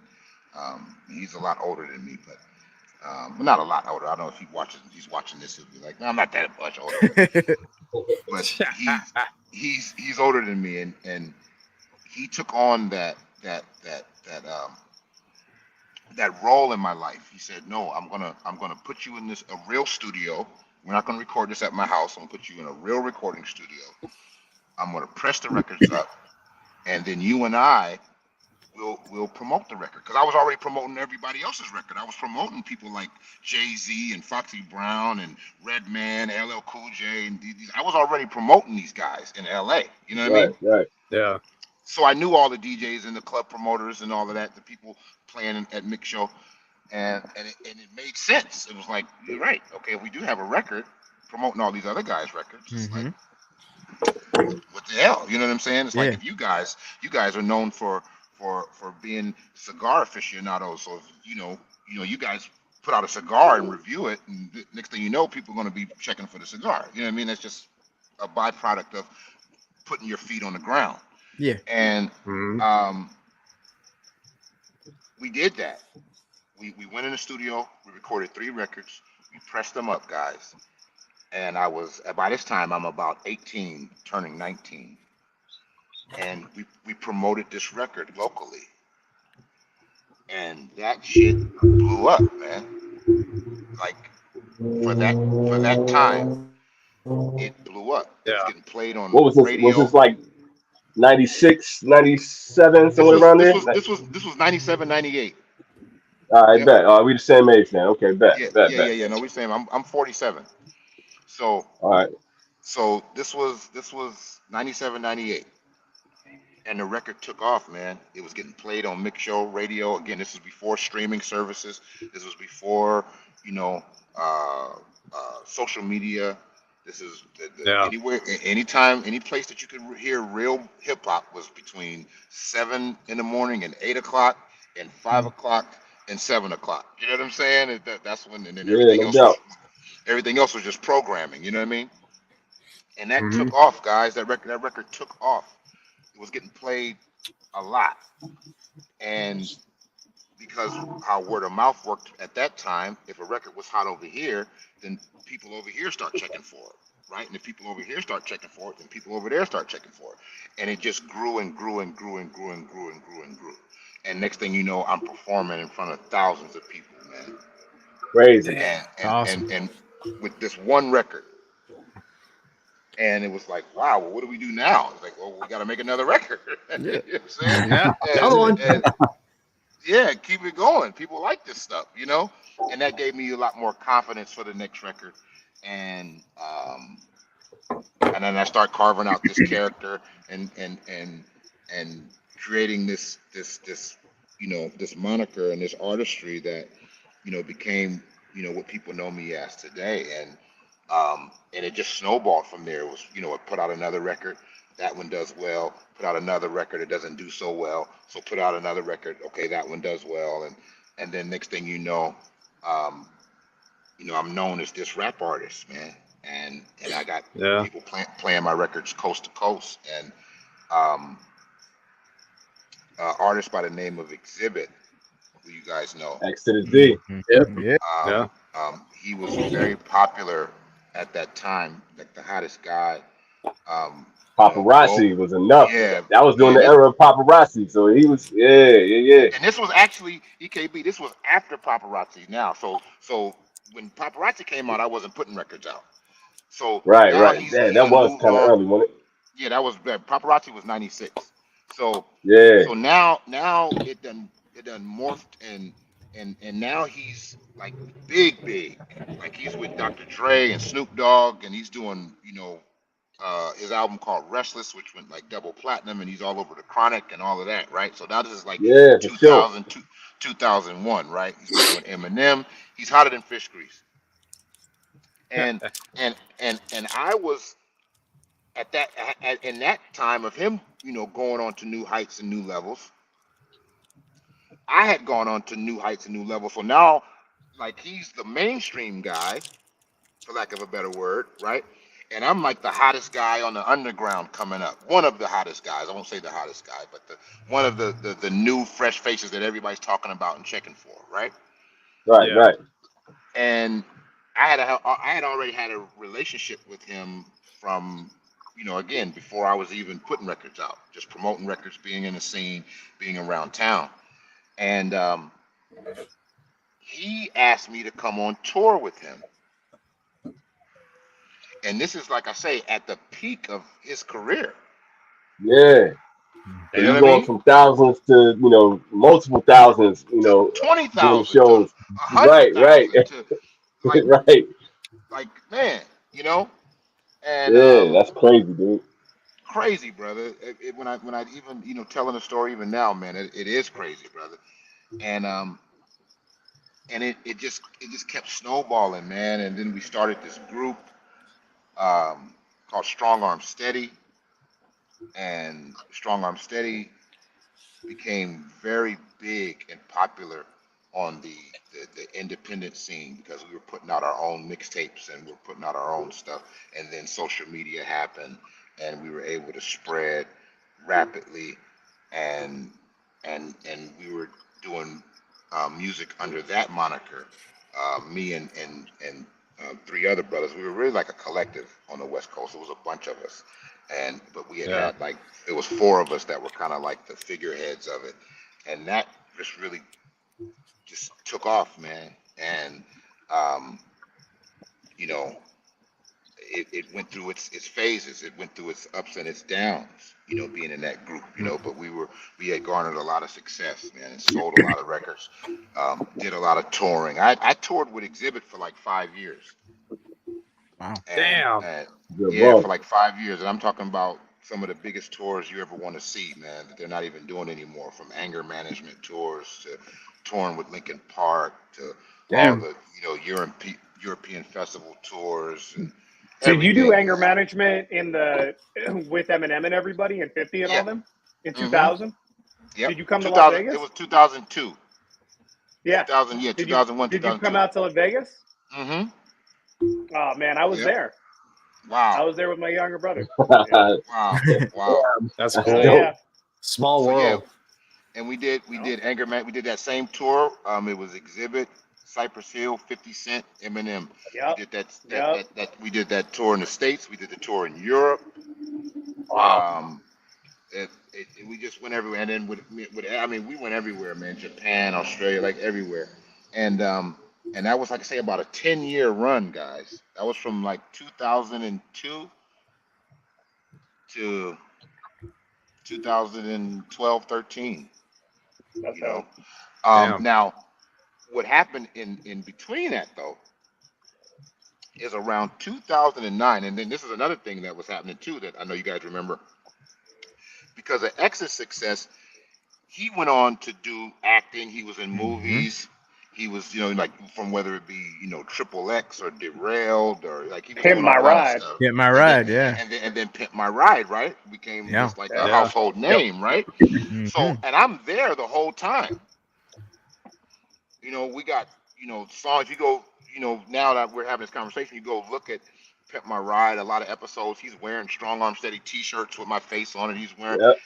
like Yeah. if you go like, and he'll do a movie, and our group had songs on the soundtrack or in the score or whatever. So I'm on set for these films, Gridiron Gang, or whatever the film was. I'm on set at the time.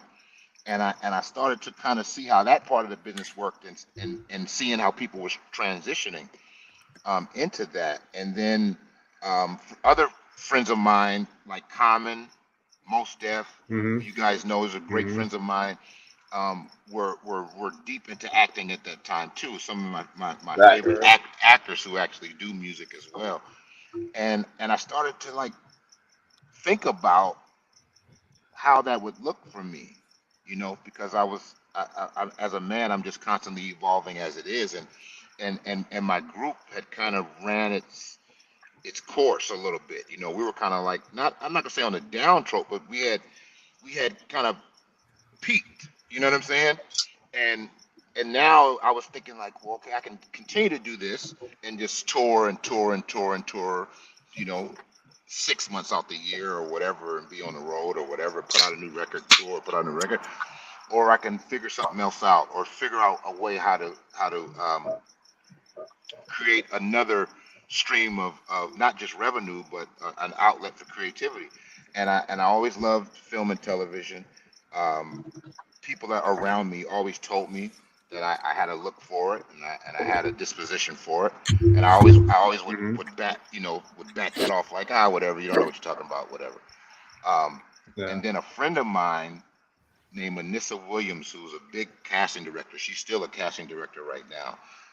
Anissa, who I had known from a girl that I had dated back in high school. I knew her through, she was friends with a girl I had dated.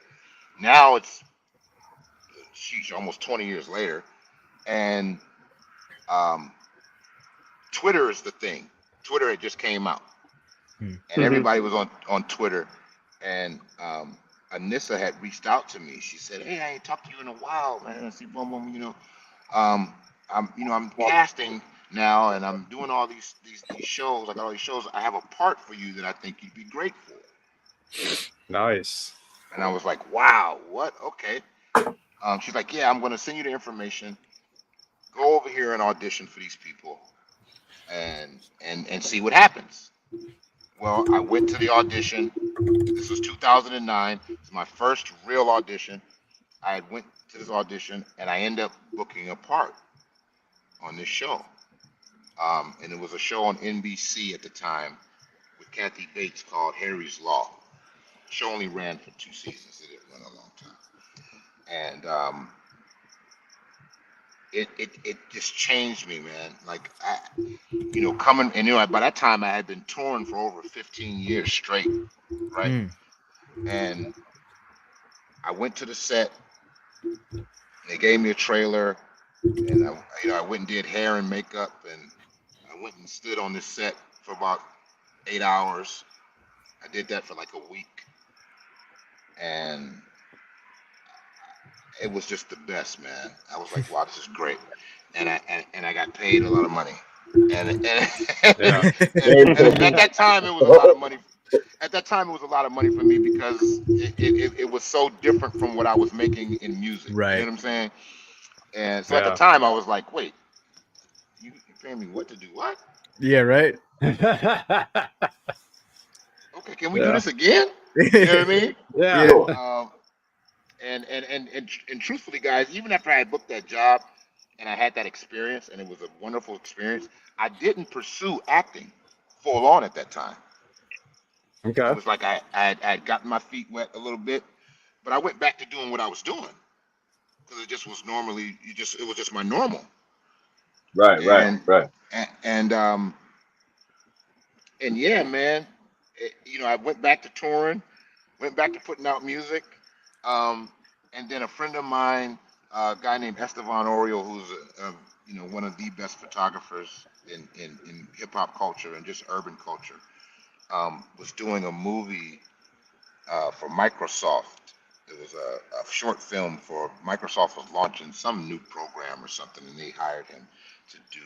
And I had done music videos with Estevan, and photos, and he had shot album covers and magazine covers for us and all that. So I had a great relationship. Been knowing him forever. It's like my uncle. And he's like, yo, I'm doing this short film for Microsoft. I want you to come and play this part. Got a couple dollars for you. Common is in the movie, and I had a relationship with Common already, and Common was already acting at that time. And the guy who I can't remember his name, I think his last name is McFadden. What is his last name? I don't want to misquote. But you remember the movie Superbad? Yeah. Yeah, McLovin. Okay. Mm-hmm. McLovin, yeah. the guy that plays McLovin. I don't Okay. know. I can't think of his Okay. real name right now. Right. But Yeah. the guy that played McLovin in Superbad was in this film as well. Okay. And I was and Estevan had me come down and play goon number 2 or something like that, right? I had like 2 or 3 lines in the movie or whatever. And while I was on the set, I got to talk to Common, who was already had a relationship with, and he had already been acting. He had movies out and he was on TV, all that. And I started to ask him some questions, and he started to give me some information, some good information. And I started to think more about it. And it's just like I say, what you're seeking is seeking you, man. Yeah. And I got an acting coach, and I was still, like I say, I was still doing music, but by this time, guys, I had kind of like slowed down a lot. The music industry was changing a lot by this time too, so it was really hard for it was rough, man. It was a rough time. By this time, yeah, man, you know it, bro. Like it had changed drastically, and I was trying to figure my way out. I started like thinking like maybe I need to produce a younger artist or something like that. And I started getting into that a little bit, like finding new talent, and then I had got in between that too, I had Anissa, who would book my first job, had sent me out for a couple of other auditions and commercial stuff and all of that, right? Some stuff I didn't get. And so I'm kind of still, in it a little bit, figuring it out. I'm studying the craft a little more. And then I get this call in 2016 now. So this is a little bit of time. I get a call from a casting director that says that she has a part for me. And I'm like, how did you get my number? And she's like, oh, well, a guy that I knew, who I know, they had called and reached out thinking that he was my manager, but he wasn't my manager. So he sent them, by the grace of God and his honesty and integrity, he sent them my way. And she reached out and said, I have a part for you that I want you to read, and come in. Would you come into my office on Friday and read it? And this was like on a Tuesday, so I had like 2 or 3 days to prepare. And I went in, brother, and I studied, and it's funny because now I had done a little bit of acting, I had done a lot of auditioning. I'm kind of like, okay, I know what this process is like. It's not a new process for me. So I went in and did the audition, and it was for a show called Black Lightning. And I didn't know who Black Lightning was. I had never heard of Black Lightning. I didn't, I did some homework, of course, and found out who he was. But when I first got the call, I didn't know who he was. I didn't know what the comic book was. I didn't know the historicity of it. I didn't understand the magnitude of it or anything. So I just went in and was myself and did my work and did the thing. About a week later, I get another call, and they say, hey, we liked you this time. Because I went in there and like this, like I had on a t-shirt and glasses and a hat, took off. Low profile, just low profile, just whatever. And they called me back a week later and they said, hey, we like you. Can you come back? But this time, can you wear a suit? Look like a mob boss. Right? They're like, can you wear a suit? Yeah. I'm like, yeah, I can wear a suit. I got a suit. I got a bunch of suits. At that time, I had a bunch of suits. So I'm like, yeah, I go to church on Sunday. Of course I got a suit, right? So so I go in with a suit and do my thing. Didn't hear anything back for about 2 weeks. 2 weeks later, I get another call. She's like, hey, they like you. They want you to come in and do it again. And I'm like, what do you mean? If they like me and I want to do it again, like, what do you mean? Give me the job. Like, yeah, give me the job. Yeah. She's like, no, you got to come in and you got to meet everybody and do what you did for me in front of everybody. And I'm not knowing who everybody is. Right. Well, you got the big wigs showing up. Yeah, you got the big wigs showing up there. Right. Right. I don't know who everybody or what that means. She's like, but wear the suit again. Don't forget the suit. Don't forget the suit, right? So I'm like, okay, cool. I go back. And this time she's like, no, meet me over here. Don't come to my office. Meet me over here. And over here, I'm gonna show you how. Remember what I keep saying, which is I guess it would be the tag of this thing. What you're seeking is seeking you. So remember I told you about my first job. It was on a show called Harry's Law. This is now 13, 14 years later. That was 2009. This is now 2016, right?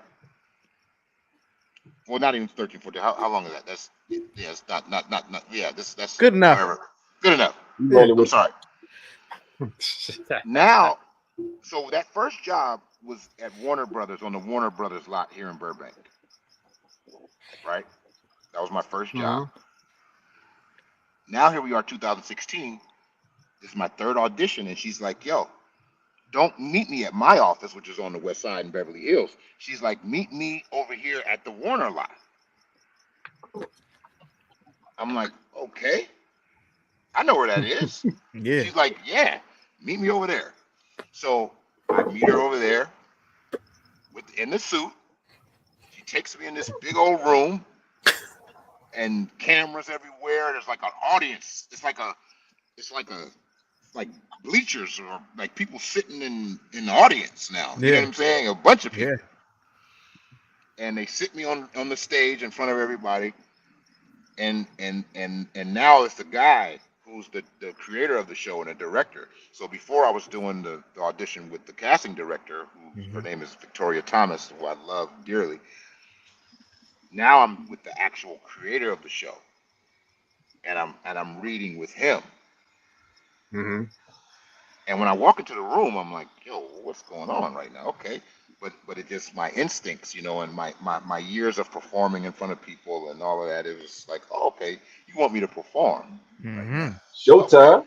Okay. Yeah. Well, let's perform. And I did it, and those people stood up and clapped their hands,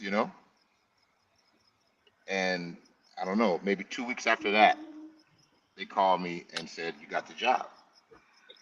And at the time, I'm just thinking, okay, I got a job. I didn't know the magnitude of what it was going to be. I knew that it took me a long time to get the job. I knew I had to go through a lot of auditioning to get this job, but I didn't know what it was going to be. So I booked the job, and brother, it changed my life, man. Like everything I told you What does it feel like to before get that. that life changing job though, especially in a field like film and TV? What was that moment like when you got this? This is your first real gig. You got actors that have been acting for however long. You got directors that are seasoned in the game. What was that moment like for you, man? Yeah, you had to relight your cigar after that one. Yeah. Yeah, for That's sure. that story. I equated, I equate it to how we see when a high school player gets that scholarship to college to play ball, Yeah. right? Good To a analogy Division right One there. Yeah. school, and then I take it a step further. It's like when that college student or that college player, excuse me, gets drafted to the NBA or to the NFL. Yeah. Yeah, It's yeah. like I definitely it's see like that. it's like, okay, you were playing, but now you're playing. Yeah, you on a high level, but this is different. This is different. Yeah, So yeah. I it see. it wa- it was one of those things, man, where I was thrust, and I have to say that the way I equate Black Lightning was really me going from high school to college, to be honest, guys. As as Yeah. as as because the magnitude of what this business is and what I was able to do after that and what I'm doing after that. And of course, it's all the same medium. TV and film is TV and film, but at the level that you play is always different. And Yeah. and it's not even so much about the level of play, but it's about your knowing of how you're playing. Yeah, yeah, yeah. You know what I mean? It's like Yeah, it's no, like you're the in a big knowing. game now. I dig it. And And you got to be conscious of the level of what you're doing now. It's not you're not just playing around anymore. You got to be on point. Make sure you rehearse. You know your lines, like you're saying. You smoking your cigar. You're reading through the scripting right now. You kind of analyzing who's playing off of you. All of that. Your whole like aspect of how you're going into the game is different now. and I everybody see. plays the game. It's like if you look at sports, right?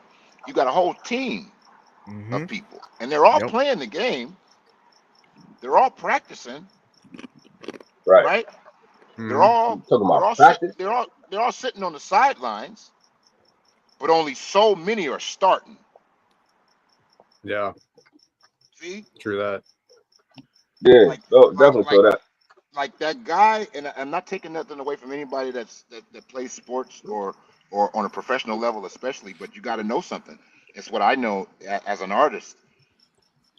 It's the guy that's cheering for you when the buzzer goes off on the sideline, and LeBron are two different people. Fair enough. Mhm. They're on the same team. Yep. They're wearing the same jersey. They rode on the same bus. They're in the same locker room. But up here is different. Yeah. And Yeah. it started way before the game started. Yeah. Mindset. Yeah. You know what I mean? So Mhm. I had to learn that though. Like, oh, wait, this is different. Yeah. Everybody's playing, Ain't everybody coming to the set the same way, right? but everybody not coming, and not everybody is starting. Right. Yeah. Yes. For sure. Everybody got to Yeah. practice. Everybody show up and practice, play the scrimmage game, but these guys are starting. So Yeah. So at this point now, are you focused on the TV and film? Like where's the music and like are they still all a part of your everyday now, or is it like, yo, I got to come to the game now and focus on this TV and film? mm-mm. I'm really only focused on TV and film. Heard that. Because I understand what I just said is it's It came applicable to to you. everything. It came to me, Yeah. and it came to me so that I could see what I'm saying now. Because when they gave me that job, see, this is what I didn't know, guys. When they gave me the job, they were saying, "Oh no, we want you to start." Right. See what I'm saying? Yeah. We not Facts. we not Big just facts. bringing you in the game, Yeah. or we're not just putting you on a team. Yeah. We want you to start. Yeah. Yeah. So something had to switch fast Big facts. Big for facts. me. No, Yeah. I get it. You know what I mean? And it was like, okay, oh, you want me to start? Okay. Yeah. And that was nerve wracking at first. Not long, but it was nerve wracking at first. And then once you put in the work, if you put in the work, it's not about the bells and whistles. It's not about the lights and the cameras, but it is about the action. Yeah. It's not about the lights and the camera and all that. All that, that's whatever. It's Yeah. who's gonna put in the work. Yeah. You were the main antagonist. You needed to show up. You know what I mean? Yeah. Yeah. And a hero is only as good as his villain. Mm-hmm. Mm-hmm. Mm-hmm. Mm-hmm. So Tell that to Marvel.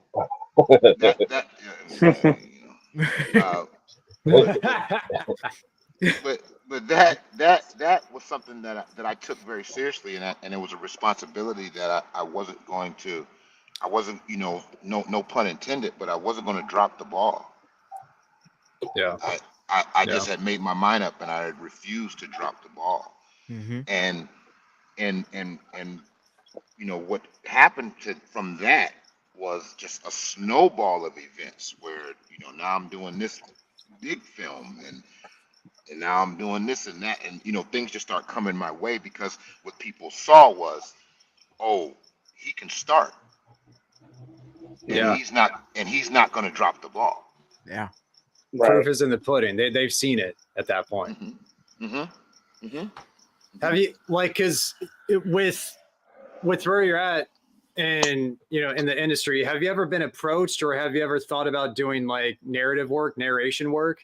Because you have one of those voices that's like, it's kind of like an Alan Rickman or like a Keith David, to where like it just tickles a certain part of the eardrum, like when you speak, it's like your naturally speaking voice. So like if you up it for like doing narration, I think you would be excel extremely well at that.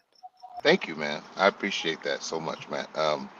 And Keith David, I love that brother. I love him personally. Fucking I had love that opportunity to be around him. Legend. And The glean legend. from him. Yeah, I've got to glean from him, and he's just a master. And a lot of the job, it's funny because now sometimes we get put up for the same job.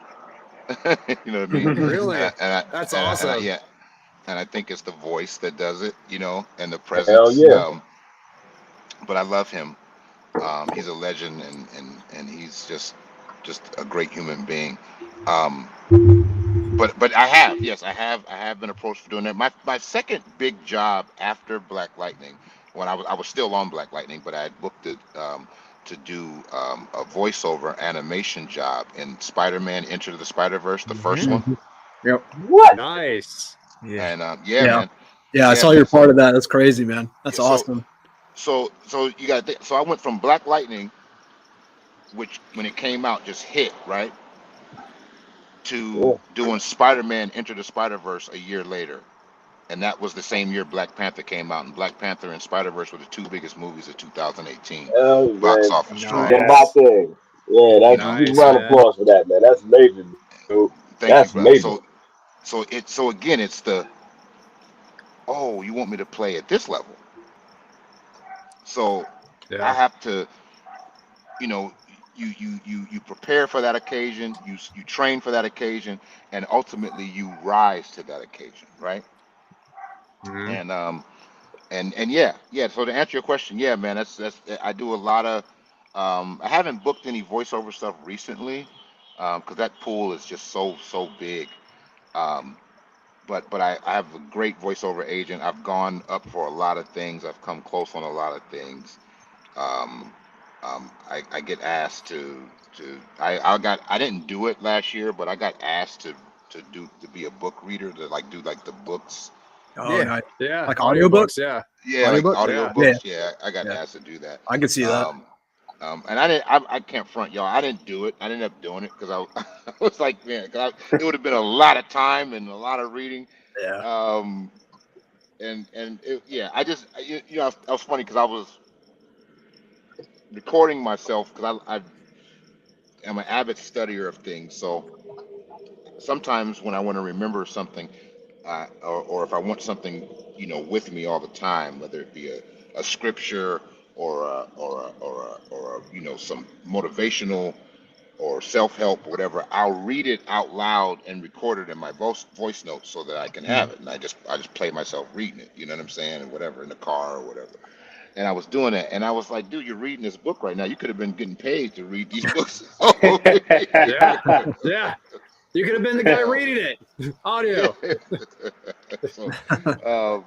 Let me ask you this though: Did you have a celebratory cigar, like when you got a big roll or you got something like that? Whatever achievement, do you have a cigar that's like, okay, it's time to celebrate now? Let me light up this Julius Caesar Itu Brute or whatever. Do you have a cigar that you go to? Like, okay, it's time to celebrate whatever achievement. I was wondering that too. Yeah. Yeah, all the time, man. I think a lot of cigars. It's funny. Because to what Matt asked me earlier about that. Cigars are my go-tos. I have my go-tos cigars, but then I have cigars that a bunch of them that I just keep. That I'm just holding for that big celebration moment, or when I finish a job. Or when I get that job, because we should celebrate every win, guys. So every win is Damn called a straight. celebration. So that's what Smoke the best too. for sure. Yeah. And even celebrate some of our losses because they are the gateway to the wins, right? I like that one. More. So,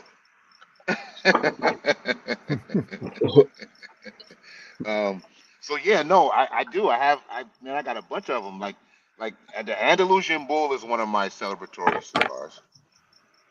Yes. Beautiful. Right? Like Beautiful. that's like when I finish a job or when I book a job, it's like, okay, let me, I bought the Figman. I'm waiting for something. That's why I haven't smoked it, because I've been having it for a little while now. I haven't smoked it because I'm like, okay, when I celebrate, that cigar cost me almost $60, right? So I'm like, yeah. Celebrate, no doubt. Freaking A, right? Hope it smokes good. Yeah, man. Or it'll be like a rare Cuban or something that I may have. I tried to, but I kind of stopped with the Cubans because you don't know what you're gonna get with them things, man. Yeah, bro. You don't know what's gonna happen. Box with of chocolates. Yeah, you try to celebrate that mug plugged up. Yeah, bro. Exactly, bro. It's like, hold on, bro. I'm supposed to be celebrating right now. Instead, I'm giving myself a headache trying to smoke this freaking cigar, man. Yeah, dude. Uh, I had some guy on my channel try to argue with me the other day about Cubans, saying like, "You're wrong for not liking this Cuban. Cubans are the best quality in the world." Blah blah blah. I was like, "Get out of here, dude! You like, Get the fuck out of my no, face with that shit. no." Dude. And dude, Keelan, you just posted your live where you were trying to light up that Boulevard, and you couldn't even. Man, I was so hyped about that damn cigar too, John. I wanted that cigar so bad, man. And shouts out to Sal for sending that to me, man. It's like I was hype about it, but it is what it is. It's that crap shoot. When you get a Cuban, you don't know. You don't know. When I've had 3 cigars right here. They hit. Yeah. But when they plugged up, man, especially you trying to celebrate, like, oh man, I just got this roll. Yeah. I got this live going. Yeah, it happened. So a celebratory cigar is, I try to get a good one, man. I try to have a good one. I try to have one that I've never had before, if possible.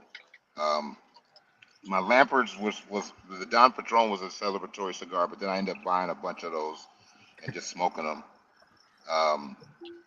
You got Atabay in your humidor yet? You know, is that the black? To be honest, bro, I've never had the black. I want to try the black Rios very much so. I really want to try that cigar. But let me tell you this, EKB. Let me tell you this, bro. Shoot. So I did a show in January in New York, the one I was telling you about. A show called Equalizer with Queen Latifah, right? Yeah, no doubt. And I finished Shout the out job. to the Queen too. Yeah, shout out to the Queen. Much love to the Queen for having me. I'm like, okay, I'm gonna smoke this Atabay, right? It was a big ass one too. I don't know, like an A. Big ass Atabay, bro. I'm like, okay, I'm done with the job. It's over. The job is done. I'm going home tomorrow. I'm like, okay, but I'm gonna smoke this Atabay. Bro, I did not like that cigar, man. Size it was so underwhelming. Yeah, so especially for such a big cigar. Yeah, and so affordably priced. Just too mild. Yeah, it was too mild. Yeah. That hurts to the heart a little bit, but I feel it, man. You know, it happens to everybody probably here and there, man. That would hurt a little bit though. I'm sorry. Before I came on with everybody tonight, I was editing that review, the Atabay Black, because I smoked it 2 nights ago. Nice. Oh, how was that review going on, Mike? I enjoyed it a lot. It's good, it's not cheap. It's not cheap, but it's very good. $50. Marv, I'll hit you up. I already got to see you that 20-acre farm. So I'm gonna get some info for you, man. I'm gonna get a blackout to you, just to show love for being on the show. Yeah, and hopefully it's better than what you experienced with the OG, man. That hurts though. That got me like I wasn't 100%. Oh, do you know what cigar I want to try that I haven't tried yet? You guys tell me if you like them. Is the Byrons? Yeah. Those are damn good. Those are like Atabay with more body, like more more oomph, in my opinion. I know, Keelan, you love Atabays. For me, Atabay's size dependent. Like in an A, I'm imagining you have the one that's probably like 9 inches long by 49 or some crap like that. A cigar like that, I could see getting really boring that big, especially in Atabay. Yeah. Like I've had like some Atabays that are like in the Sabios. It's like a little bit bigger than a Robusto. Great cigar. But the Doritos Black is it's the best Atabay I've had. I fucking love that cigar. That's good. Love that cigar. We're gonna find out. We're gonna find out. So we like had a Byron, had an Atabay Black, and see which one works for the palate, man. Sometimes you gotta try them out and see what works. Yes, for sure. But that was my last celebratory cigar, actually, like when I finished that job. That Atabay, and I didn't. At least you were like you were going for the top of the line. though. I feel you on that one. You shot your shot. Well, I hope it was a gift. Because that cigar in New York. Oh. Damn. Wasn't a gift, my brother. It's out of pocket.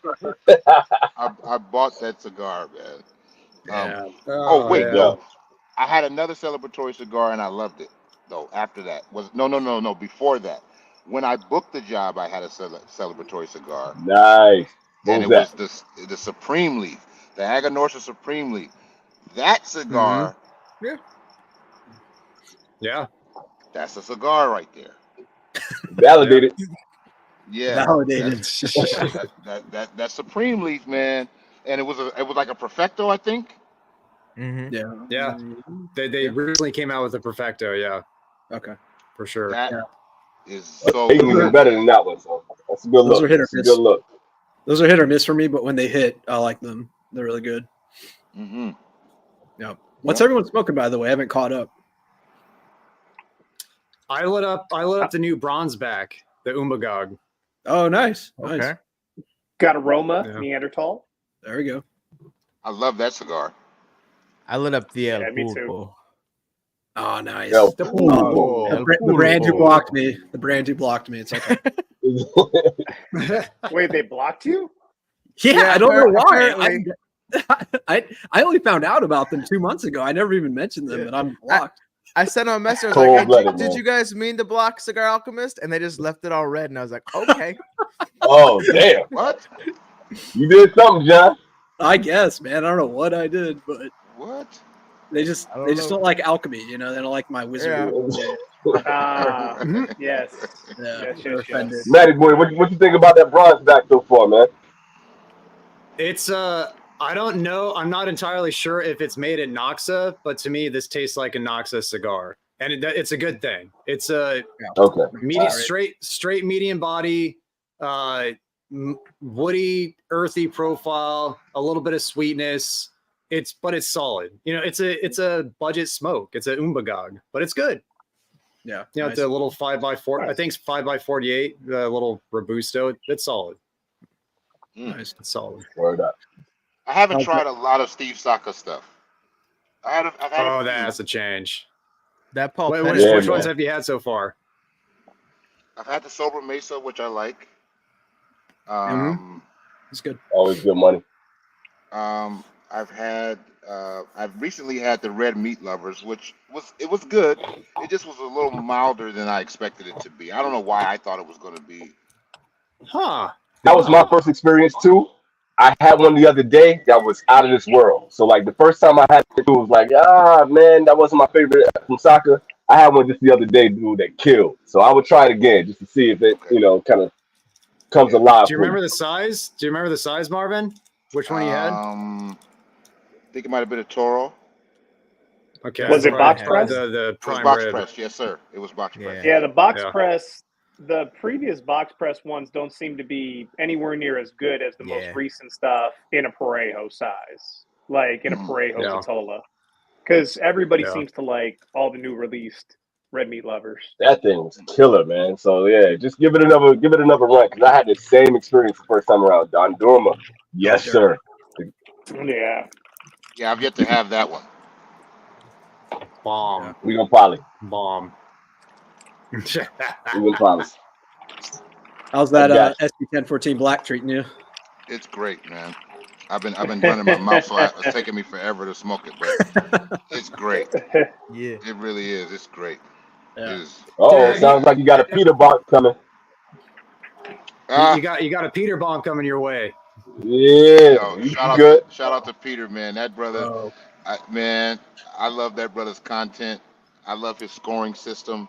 Yeah. He's a good guy. I reached out to him, asked some information. He was very, very helpful to me. And just one thing I love about this culture, man, and this hobby is, it's the great equalizer. Me and EKB were talking about that, man. It's the great equalizer. It brings people from all walks of life and culture, and it just puts us on a playing field, man, of commonality, like-mindedness. That's one thing. I mean, everybody, even on this live right now, we all come from different walks of life, but we just seem to have a like mind and an open spirit, and I really appreciate that, man. So, like you said, man, it's Wu-Tang, baby.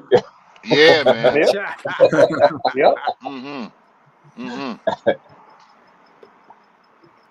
Oh, So speaking of, we're talking music. You go, man. because I'm gonna take this left, man. So we were talking music. Go for You it. and the you in the music culture. Me and Michael was talking about this earlier. What you feel about this whole Kendrick Lamar, Yes. Drake, Ricky Mm, Rose? How you feeling about everything that's going on right now, man? I Yeah, gotta buddy. have your thoughts on this, bro. Let's go in. We're 2 hours in. Let's do this. Oh, I've been waiting. Rub of the ads. man, it's good for the culture. I'm a huge Kendrick fan. I know Kendrick. I've Right. watched his ascension. He is, to me, one of this era and generations, what I like to call genuine article. Yeah. And you know, Drake is funny. You know what I'm saying? Like they're all.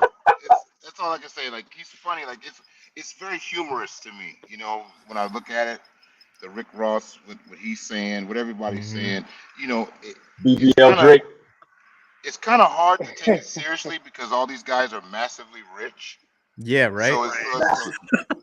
So it's like, from what angle is this coming from? It can't be for more money because that's Yeah. that just goes without saying. It's just boredom, man.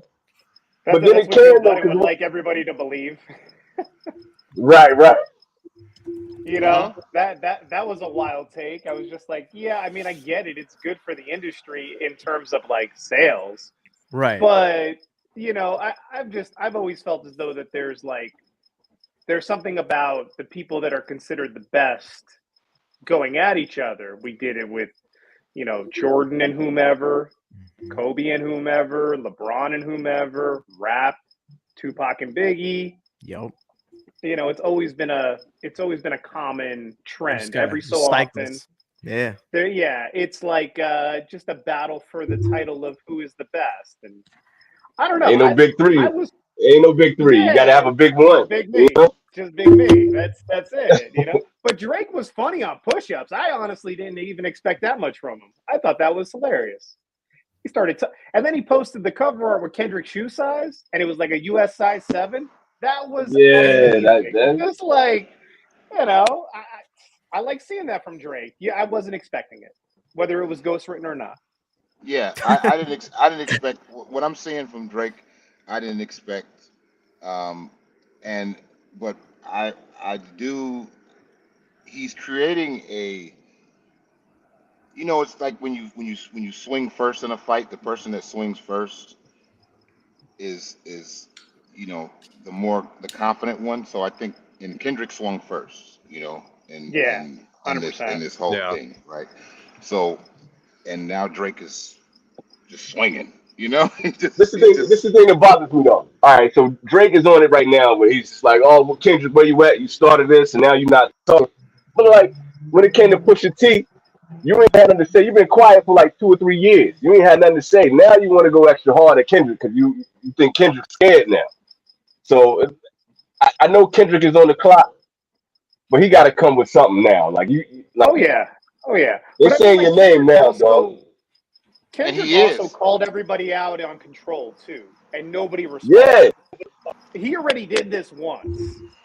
And that was the thing. He got a response this time.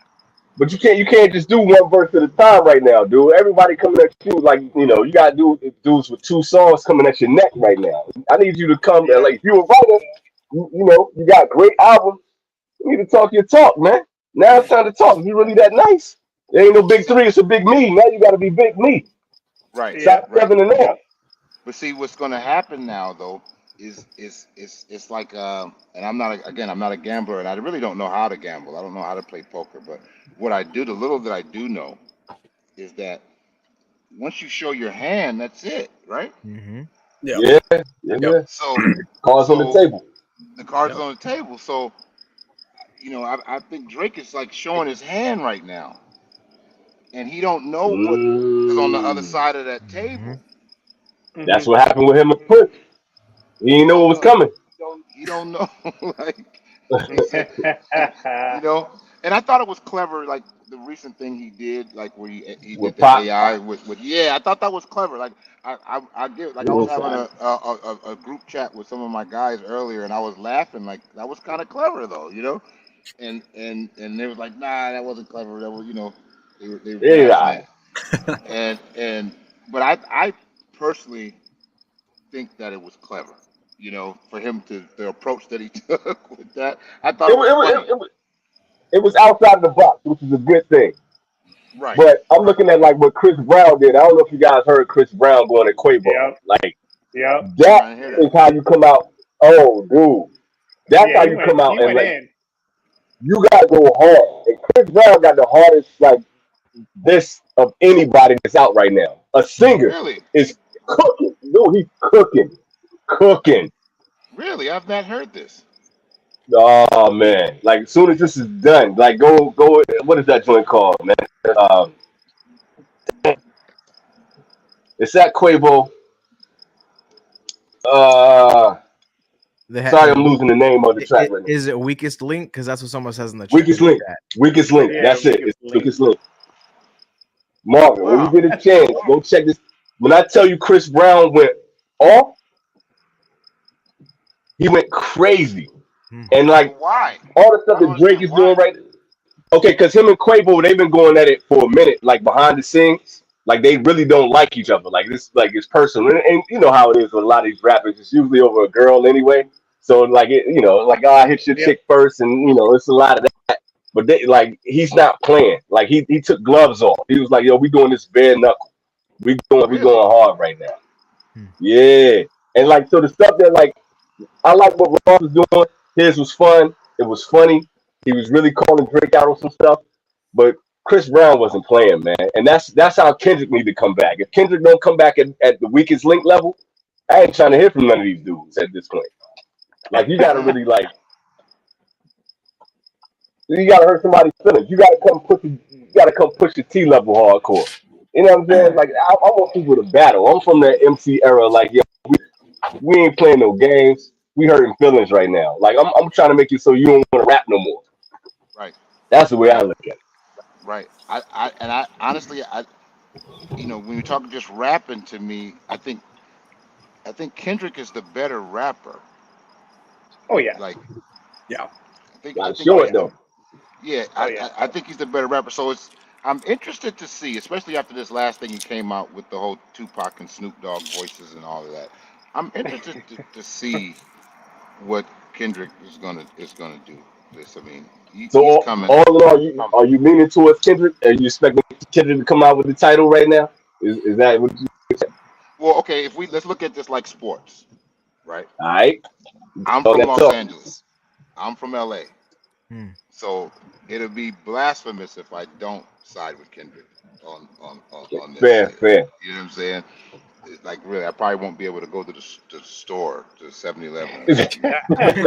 But you know, and that's just the way it goes. But um, and Kendrick is a personal friend of mine. Like I know I've known him for a long time, and I love him, and I think he's a like I say, he's a phenomenal artist. So I'm biased in that way. Um, but I think it's healthy. It's healthy for the the the the competitive nature of hip hop. You know, I think as long as Yep. people keep it on record and keep it, Yeah, facts, big you facts, know, big Yep. facts. they keep it amicable in that way. I think that it could be great all around for the competitive sport. Hopefully, it'll make some of these newer guys step up. You know, and um, sharpen their sword a little bit. But what I will say is this, because everybody's been giving this guy a hard time, and I Cole, really commend what J. Cole did in coming out and kind of taking himself out of the conversation. I mean, he's in the Yeah. conversation, of course, but I think that was smart if you really think about it. it's not an easy thing to do, man. Especially when you got No. a lot of ego in hip hop, man. That ain't. It's not easy to just be like, yo, this ain't for me, man. Uh-uh. Uh-uh. Uh-uh. And in It's the not easy to end, do. he's going to suffer the least in the collateral damage of it all. I don't know, bro. I don't know about that one, Marv. Because you got a lot of I mean, people. It's like he talk a lot. He talk a lot of braggadocio type rap. But then the other side to the coin is when you like, I'm gonna bow out. That's kind of tough, especially when yeah, people knew he can rap. He can rap. yeah. But this thing about Cole is you got to think his fan base can receive that from him. That level That's true. of consciousness and humility. If you think about how he's kind of evolved in his career, where he's just gotten better and he's gotten better, and he's doesn't have any controversy attached to his name. He's not he's married, he got kids, he's solid stand up dude. That wouldn't have been good for him to kind of now revert into you know this ego Like I'm a driven battle rapper artist. again. Yeah, like and not in I that see your way. point. Not in I that see way your point. where these cats is like taking personal jabs at each other and it's like if we're just gonna rap, then let's just rap. But once it gets he was smart to do that because now unless I'm sure somebody's gonna throw him in it just for the sake of conversation. But I think your boy Kendrick might go a minute, man. I think he might take some of that a little bit personal. We're gonna see how that goes. Yeah. I mean, I feel like if you want to be considered the best prize fighter, right, you have to take on the best fights too. Especially when they come calling Oh, your for name. sure. That's just like an unwritten rule of it. And Y'all know how I am. Like, say my name. Like let's talk oh yeah, about it. we know, Mm-hmm. we know, You don't do we no know. sneak diss Even shit. I don't like that. even if they won't say your name, Yeah, right. Yeah. they just sneak this. Yeah. I don't like that shit. Yeah, that's just how I feel about it. I don't know. I think that there's it doesn't remove his stature to remove himself from it, but like you said, somebody will probably throw him back in, and at a certain point, it becomes like, how many times do they have to say your name like a bat signal before you show up? They say it one time. Or do you just run away? That's the thing. right. Or make a video eating a bunch of yogurt while you're calling him back out. Right. Yogurt video. Best move. That's funny. Sounds like those dudes need to work their shit out with a cigar. Yeah, that's it. I before I got on the call on the live with you guys, I heard that Kanye jumped into it. Yeah, dude, I just saw that too. Yeah. I haven't heard it yet. I gotta say I liked it. It ain't weakest link level, but I like the fact that Kanye was, actually talk. He won't scared to say anybody's name. And Kanye sounded good. Like I was worried that like after he got all the platinum put in there, he wasn't gonna sound good. He actually sounded pretty good, man. So It was you heard Kanye. it? Yeah. I played it right before we got on. Okay, Yeah, Kanye sounded pretty solid, man. I just think that is hilarious. Like, Yeah, it's pretty like now let's think about like we haven't seen this level of WWF. This is like real WWF. Yeah. Like you remember when like the guy would just run out, like Yeah. the Andre It's the the Royal Giant, Rumble. Hulk Hogan pinned It's the down. Royal Yeah. Rumble, Here baby. comes It's the Royal Rumble. Paul Jump Orndorff in. running out from the back. Oh, he said Paul Orndorff too. Shouts out to even knowing Paul Orndorff, man. Oh man, Mr. But Wonderful. He's the yeah. best. Mr. Wonderful is the best, bro. But it's really, but you know what really started that, man? It's not even Kendrick. What started was Cat Williams. Cat Williams started off the year was just like it just set the whole industry. Oh, yeah. Everybody Dude, got like their everybody. battery in their back, man. Yeah. Right. You know, Right. everybody His got a house got battery in raided their and it was on. back. It was on. Yo, that is a good assessment, my brother, because that was Yeah. the antithesis of this whole Mhm. culture of you know what? Gloves are off. 2024, everybody's like, fuck Yeah, it. the gloves are Everybody's off. fuck it. We Yeah. going in right now. But see, so Kanye runs from the back right before the 3 count, right? Mhm. With a chair. I'm with a chair. With He a cracked. chair.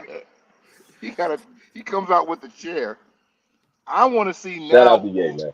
who comes out from the other You know If what I somebody mean? coming with the elbow up top, Jimmy Snooker style, you know what I'm saying? Somebody Yeah. coming in with the elbow, Randy Savage. Like, any predictions on who that might be? Oh man, I don't know, dude. It's anything can happen right now, bro. Because I didn't expect Chris Brown, like Chris Brown coming in, like Yeah, that was really, pretty wild. like you don't expect that. I mean, I know it doesn't have anything specifically to do with Kendrick and Drake, but it was just the fact that he was like, yo, I got some energy right now too. I'm coming in off the top rope too. My So God, yeah, it could be anybody right now, man. Shit, it might be that's like insane. Gorilla or somebody. Who knows? Okay, I have some. This is for everybody. This is for everybody in the chat, everybody on the live. How does a man get a BBL? Look here, man. Look here. How does that? Kanye did it. Kanye did it too. Kanye What did the is it? lipo joint. What do you? So that is that what they mean when they say BBL? No, this dude really, he pretty much, man. Like when Rick Ross said he still had 25% body fat with a six pack, that's one of the funniest things I ever heard in my life.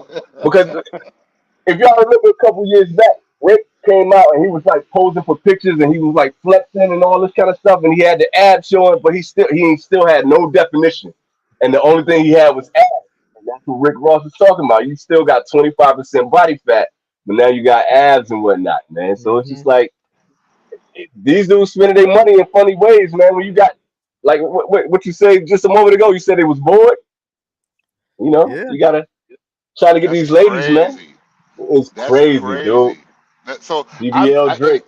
and see now you're putting me up on something that I didn't see it from that angle because I'm just thinking when I think BBL, I'm thinking Brazilian butt lift, right? Mm-hmm. Mhm. Okay, so That, that I'm just make it like, funny, man. what man is getting? Do y'all remember a few years See, ago? I like think it was on guys, MTV. I have no fucking idea what we're talking about for like the last 15, 20 minutes. I don't know what BBL is. I know who You and me Kendrick last Lamar live. is. I know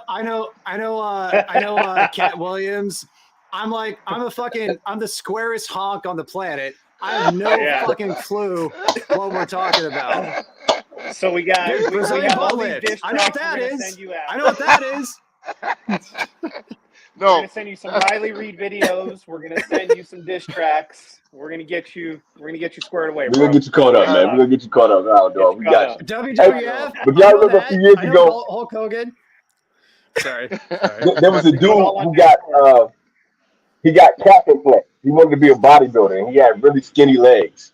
And he went and he got calf implants put in. So Mm-hmm. he was like walking on the beach and all that, and he got like muscles added into his body. That's like a male version of a BBL. BBL, You got to yeah. do is to get the okay. chest implants and the synthol and all that stuff put in to make them look Yeah. bigger. It's Synthol, yeah.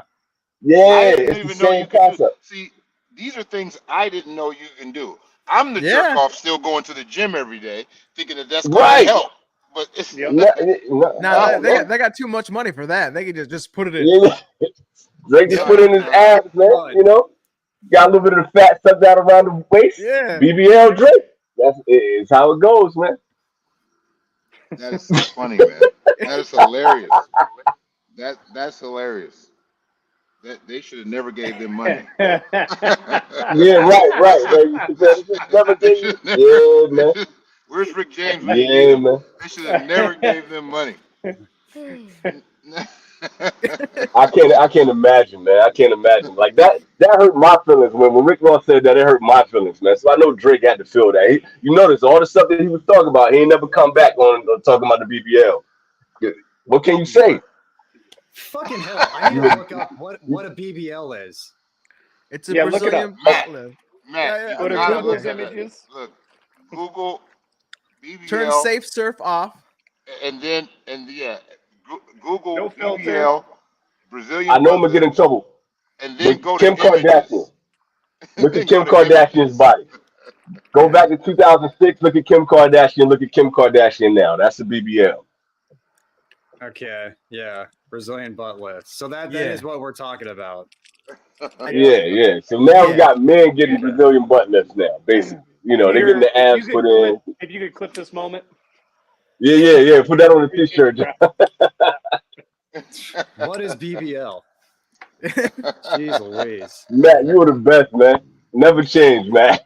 That's so funny.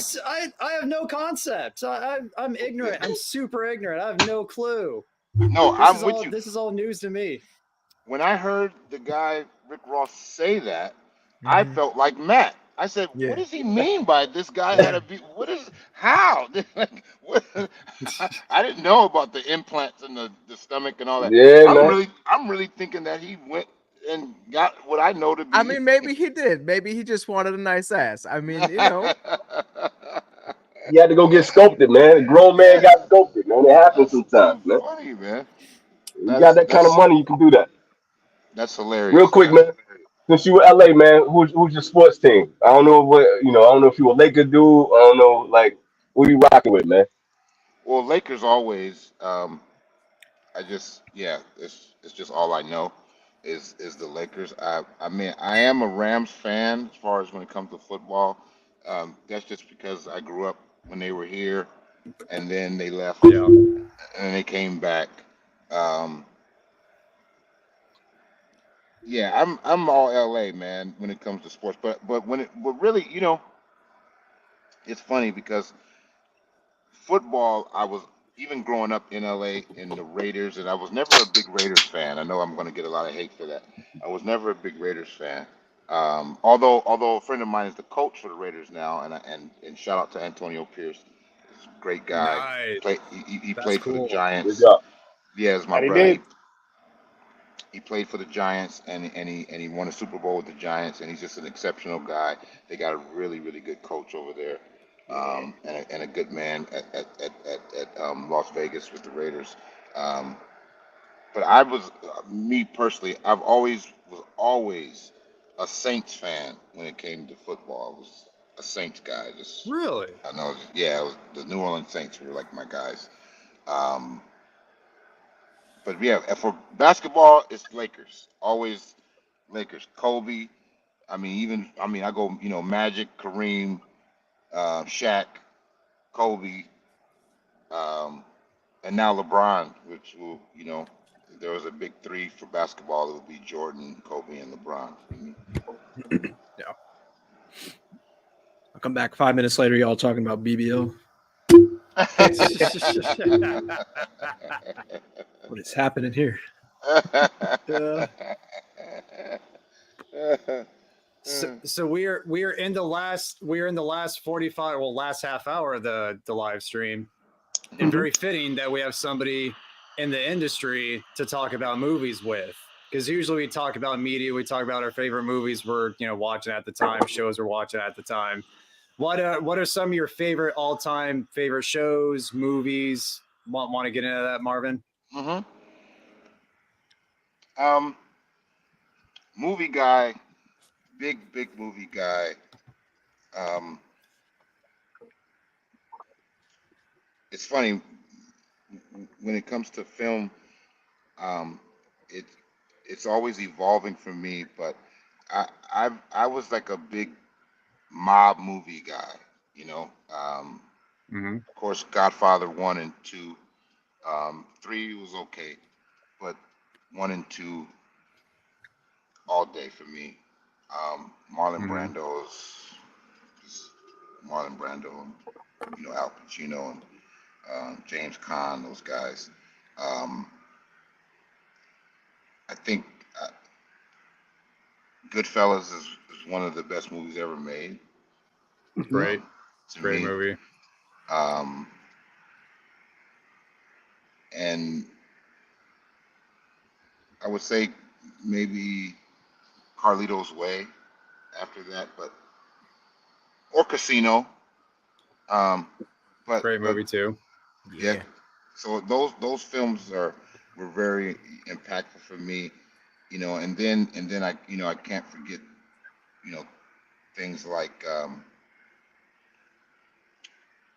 48 Hours, Trading Places. Coming to America was a film that no no matter what's going on in my life. If Coming to America is on, I stop and I watch it. I think Nice. I know every line of that movie. Um, Yeah. Ironically, Field of Dreams is one of my favorite movies. Great movie. Uh, That's a good Great movie. movie. yeah, If you Field build of it. Dreams. Yeah, if you Mm-hmm. build it, man, they will come. I think that's one of the best things ever said in a movie. Um, I have a sealed DVD copy of Field of Dreams right now in my house. Dope. That's how much I love that movie. That's sick. That's cool. That's cool. Um, TV Yeah, because shows. we're talking about sports, but you didn't mention the Dodgers. Are you not a baseball fan? You know what? I am. It's funny because later on in my life, I got into baseball, and I just recently, well, maybe a year or so ago, went to my first ever, believe it or not, Dodger game. Growing up as a kid, like baseball Wow. wasn't my thing, and I had never been. I went to a Dodger game, and I loved it. I loved it. I really, and I am a Dodger fan. And Yeah. I do watch baseball more than I ever have at this point in my life, stage in my life. You know what I really like though, guys? I really like soccer. I do too. Okay. You and I Yeah, might be the Okay. only ones on here that would say that. yeah. I like Probably. soccer. Yeah. I like I like soccer, man. Who's your I, squad? well, I like well, I like LAFC first, and I like the United. I like there's a team in Manchester United, of course. Um, there's a team in France in a little town called Rennes, France. Um, oh my God, their name is slipping me right now. They're in a little town in France, but they always make it to the run. Starts with a K. Golly, what is their name? It's slipping me. Um, who else I like? I like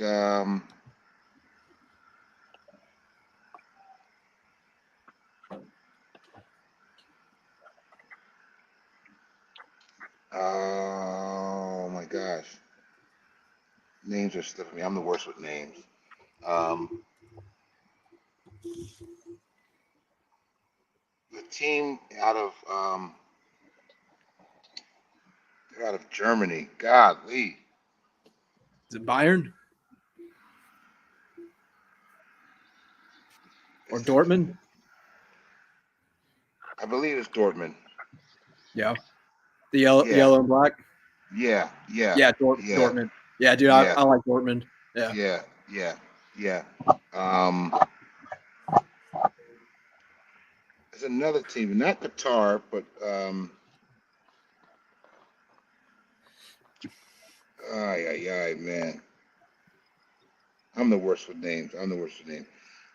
But Manchester is my favorite. Like I was able to go see them while I was over in Europe. And this team in Rennes, France, these guys are incredible. They're incredible. Small team, um, incredible team. They were that was like the first soccer game I ever went to years ago, like 20 years ago, and I love them dudes, man. Them dudes are sick. They're sick. So I like soccer, and I mean LA, we're not that good. Atlanta has a good team. Yeah, they do. Yeah. Atlanta has a good team. Um, when I was in Atlanta, I lived in Atlanta for like 5 years, so I would go to their games too. Um, they actually won a championship while I was there. Um, Cool. the Atlanta team. The Atlanta team is Oh, called what's they're they're not United. What are they called? The Atlanta team I think it is Atlanta United. is it Atlanta United? I think so. Yeah. Okay, right. I know there's a Manchester and then there's Atlanta. Yeah. Uh, um, so yeah, I like soccer, man. But Yeah. back to the television shows, and TV is funny because I, I'm not even gonna go like old TV shows because I do like old TV. Don't get me wrong, but I'm like a big Peaky Blinders guy. Yes. Let's go. Okay. Okay. Like I don't know if you guys have ever watched that show. Oh yeah. Fire. It's So good. phenomenal, man. Yeah. Like Fire. you want to see like some phenomenal work across the board. Peaky Blinders, man. Alfie Solomon's. Yeah, man. Come on, man. Like, it's just it's funny how Killian Murphy is having all of this success now, but I've been on this guy for so long because of that show. Like that guy is The phenomenal. Scarecrow. Yeah, Yeah, he was man. legit in Batman too. Yeah, Yeah. yeah, Scarecrow, yeah, for Batman. sure. Yeah. For sure. He's a good actor. Man, he's phenomenal, man. I'm hearing they're looking at him for James Bond, man. I hope that works out. That would be Um, good. Yeah. Yeah. He's good at That'd 28 days interesting. later too. Yep. Yeah, dude, John, that's a good one. Yeah, he auditioned to be Batman and cut like a whole little video about it, and it was actually really, really good. Really? Huh. Yeah, but they put him as a I never saw scarecrow that. instead. I Yeah, never if you saw that look it either. up, like he really wanted to be Batman, so he put time into it, and it's a good cut. That's cool. He was so good at Scarecrow, though. I'm kind of glad it worked out the way it Yeah. did. Man, He was great at Yeah. that. Yeah, man. That dude is phenomenal. So yeah, no, Peaky Blinders, I really like. There's a show too that I don't know if you guys have ever watched that's really good called Gangs of London. Mm-mm. I've seen like It's on AMC. It's so good, man. It's really, really good show. No, I gotta watch that. That sounds like my type of hype. No, Gangs of London is insane. If you like Peaky Blinders, and I'm not saying they're the same show, but I mean as far as the level of storytelling and action, and it's phenomenal. I really love. I watch a lot of HBO stuff, so I'm gonna go like down that HBO thing. So, of course, we know like Sopranos and all that, right? But I really loved Boardwalk Empire. Yeah. Oh yeah. Great show. That was slept on. That's a slept on show, man. That Yeah. was really good. That was I really really love good. that show. The Wire is to me the best TV show ever Ever. put on TV. Ever. really. Yeah, The Ever Wire. made. Okay. I watch The Wire all 5 seasons at least once a year. Wow. Nice. Big facts. That's commitment. Okay. Big fact. Yeah, at least once a It's year. that good though. It's that good, man. It's It's not too many shows where you got that many characters and everybody has their own storyline and everybody's storyline is worth watching. Yeah, From the cats on the street level to the people that's in the government, the people that work in the newspaper, everybody got a storyline that's worth watching. that's worth That's watching. unreal. And think about this, guys, about The Wire. Now, this is how you know a show is good. Think about how many stars came from that show. You got Michael B. Jordan,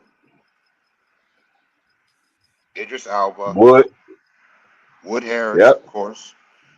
You got Pablo Schreiber. Don't forget, Pablo was the kid season 2 when they were in the docks. Yeah. Remember when they was on the docks? Season Yeah. 2. That's the most slept on season.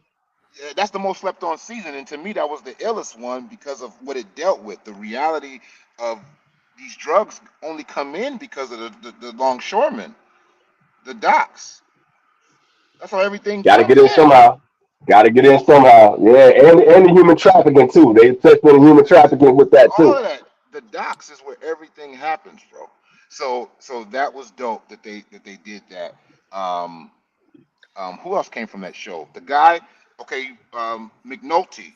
McNulty. I don't know the actor's name, but McNulty. I mean, he's in everything. He's the guy on The Crown. He plays Prince Charles, right? On The Crown or whatever. Yep. I don't know if you guys watched The Crown, but like so many people came from that show, man. That was just like crazy. So The Wire. I I didn't like the new season of True Detective, but every other season of True I was Detective. gonna ask what you thought about that, man. I was gonna ask what you thought about. Like, yeah, I want to know what you thought about that new season, man. It That was was. trash. It was trash. I didn't like it. I personally didn't like it. It's terrible. Yeah, I mean Jodie Foster's great, but I didn't like it. I didn't like it. Yeah. It was trash. Um, okay, movie and series. Movie, Fargo. Great. Fargo is a movie. classic. It's a classic. And that's not my favorite, but it's a classic. The series is more phenomenal than the movie. Yeah. Agreed. Really? I've heard that. I have not Agreed. watched the series yet. I haven't seen it. I'll Yeah. put it on the list. You guys haven't watched the Fargo series? No, I haven't seen the movie either, man. I love the movie. Okay. Just a little spoiler about the Fargo series. Okay. There's 5 seasons of it. I think 5 or 6. This last season was insane, by the way. I haven't even gotten that far. Oh, it's insane. But every season of this show is a completely new storyline with completely new cast, but all revolving around Fargo and the nuances of what we know from the movie, the unpredictability. That I can go on and on about Fargo. Like that's a show that I desperately want to be a part of because it's just unreal. You can shot, man. It might be looking for you too. You know, Yeah, it might be man. looking for you too. Yeah. So let's see. I would hope so, man. So yeah, Fargo is great. Golly, man, I watch so much freaking TV, man. What's your favorite sitcom? What's your favorite sitcom? Oh, that's tough. That's tough. Yeah. You know what I grew to love later on in life? I was late to the party. Is Seinfeld. Yeah. Amazing show. Amazing freaking show. Yeah. Like, I feel like every character on that show is better than Seinfeld, and that's what makes the show so good. Because everybody's like Costanza is brilliant, Elaine is brilliant, you know what I mean? That's what, even down to like the soup Nazi, like. Yeah, Jerry's just the glue. Jerry's just the glue that holds everything together. That's it. Yeah. He's amorphous. Yo, incredible show. And like I say, I'm late to that party. Because when it was on and it was running and it was kind of like I was like, whatever. Yeah. Now it's just like phenomenal. Larry David, man. Yeah, Larry David, Yep. man. Yeah. Exactly. Yeah. I'm a big Larry Curb David. guy. I'm a big Curb Larry guy. David's that dude, man. And it's funny you say Another that, great EKB, show. because I'm such a big Curb guy. Right. Through my love for Curb, I was like, yo, man, let me go back and check this out, man. Maybe Exactly. I'm tripping, man. I was like, I'm slipping here. Wait a minute, let me go check this out. And I'm glad I did because now I'm just like, yo, this is insane. Show and about just nothing. good writing. What else? Would you guys consider Martin a sitcom? Oh yeah. Oh, yeah. yeah. Sure. Oh yeah. Okay. Absolutely. Oh yeah. Yeah. 100%. Yeah, Martin. They want to damn puppy Gina. Yeah, Martin might be the for me. It's like no matter when, no matter what season, no Yeah. matter you can start from the beginning. You can. Martin's I don't great. care. Anytime.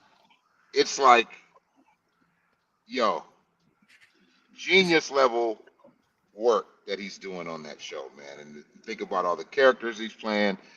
The writing. Everybody's individual parts. Everybody, yeah. Martin might be It's the my little stuff top. of Martin though. Like the episode when he fought Tommy Hearns. And then when he came out at the end, his face was all swollen up, man, and he was just sitting there in the chair. That shit is comic genius to me, man. It's just the little shit like that that just make it so good. Yeah, man.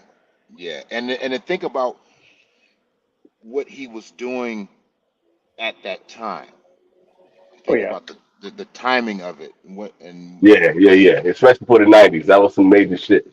that was really different, man. So Martin might be my top, sitcom, and then you got things like The Office that you can't deny, and Yeah. Yep. um, Yeah, I mean, there's not Mad really Men good was ones good. now.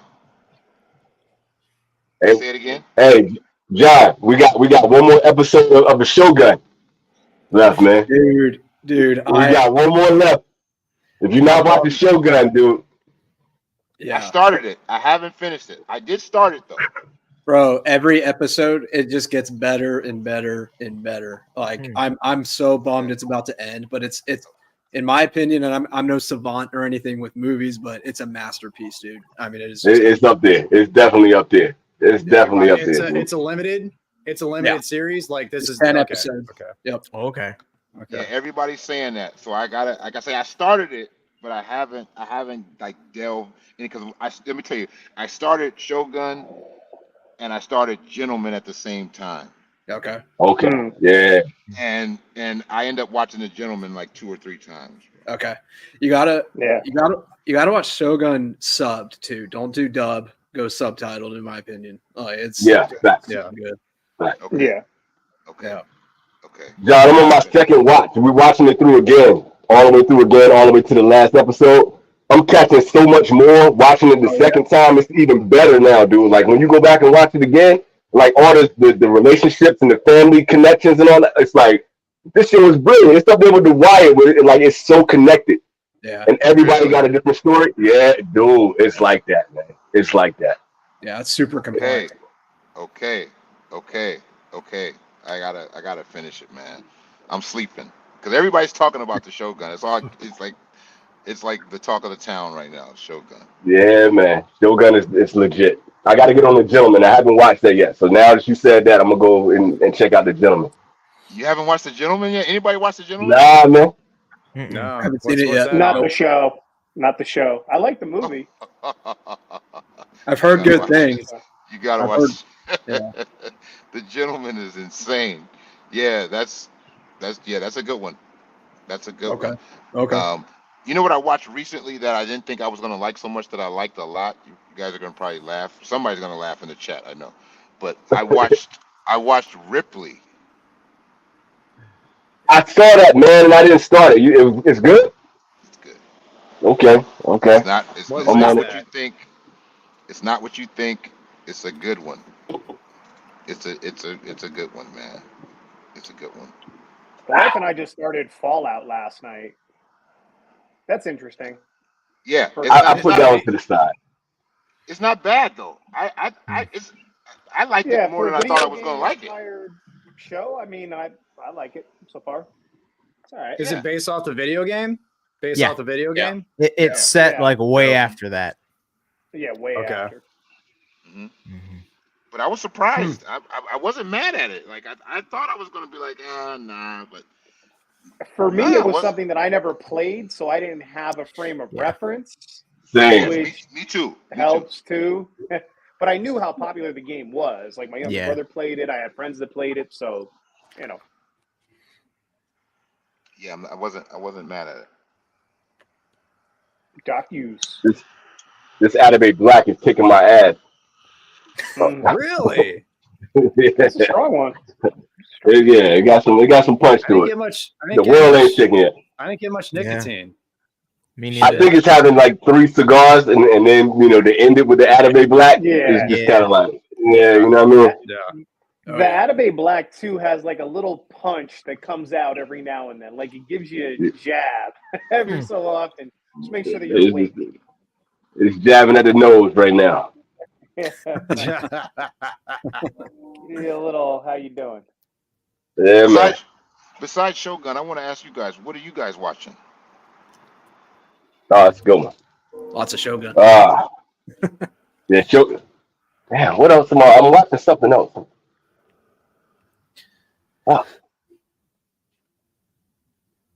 I like gangster flicks too. I like mob flicks, like you were talking about. Like Sicario is one of my favorite movies all time.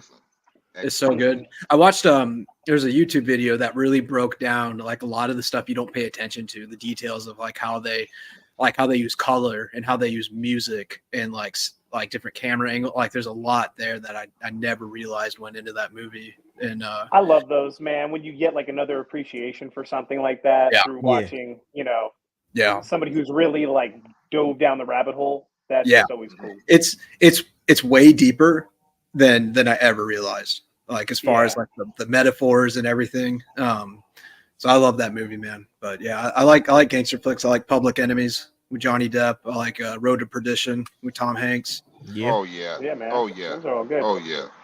Those are some of my favorites. So shows, I haven't been into shows as much, but I loved Peaky Blinders. I mean, when it was on, still going, I was all up in that. But yeah, just right now, I'm just paying attention to Shogun mostly. Yeah, I haven't done a lot of new series lately, but last night I watched what is it? The Man Who Saved Pinball. That's a pretty good movie. I heard about that. It's cool. They break the fourth wall every now and then, or they'll like do the thing where they make a situation that's mundane and they put it to a movie and it'll be like really excited, and the guy will cut who's telling the story. He's like, that didn't fucking happen. It was like this, and then it's pretty cool. Okay, that's creative. That's creative. That's cool. So Marvin, now that you like into film and TV, you get to see, like John was talking about, the behind the scenes. You get to see how the sausage is made. Do you look at movies and TV shows differently now that you've actually, gone through and been on the set? And do you see it in a different perspective now? Yeah, for sure, man. I knowing how it's made, if it's good or not. You can right. really detect. You see the camera work and all that. Yeah, you really detect quick if something is good, if it's worth, knowing what goes into these productions and how much time, effort, and energy, and how much of a unanimous collaborative that it is. Which every all film and television, or you're just looking at a huge puzzle, of 10,000 pieces that actually come together.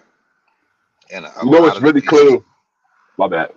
No, I was saying a lot of no, it's all good. A lot of the pieces that you see that make the picture up are almost invisible. Mm-hmm. You know what I'm saying? Mm-hmm. Like you never see the person who did the costumes, or who did the hair, or who did the makeup, or you never see the cinematographer or you know what I'm saying? Yeah. The costumes alone right now on Shogun is crazy, dude. Just being in Japan and like seeing like a lot of the stuff, like the girls walking around in the kimono and all that kind of stuff. That's one thing. Yeah. But I don't want to do any kind of spoilers, but Mariko, like the actress that's playing Mariko, yeah, she's like, when she's talking, just like in general, like she has a very Americanized accent. Her Japanese accent is flawless for one. But when she's not speaking, with the relationship, when her husband comes into the room and just when her expression changes, like you feel everything that she's going through. It's for me, like loving actors and like understanding how actors work, to be able to put that much emotion in her eyes and just in her expressions. Like she blows me away every time she's on screen, man.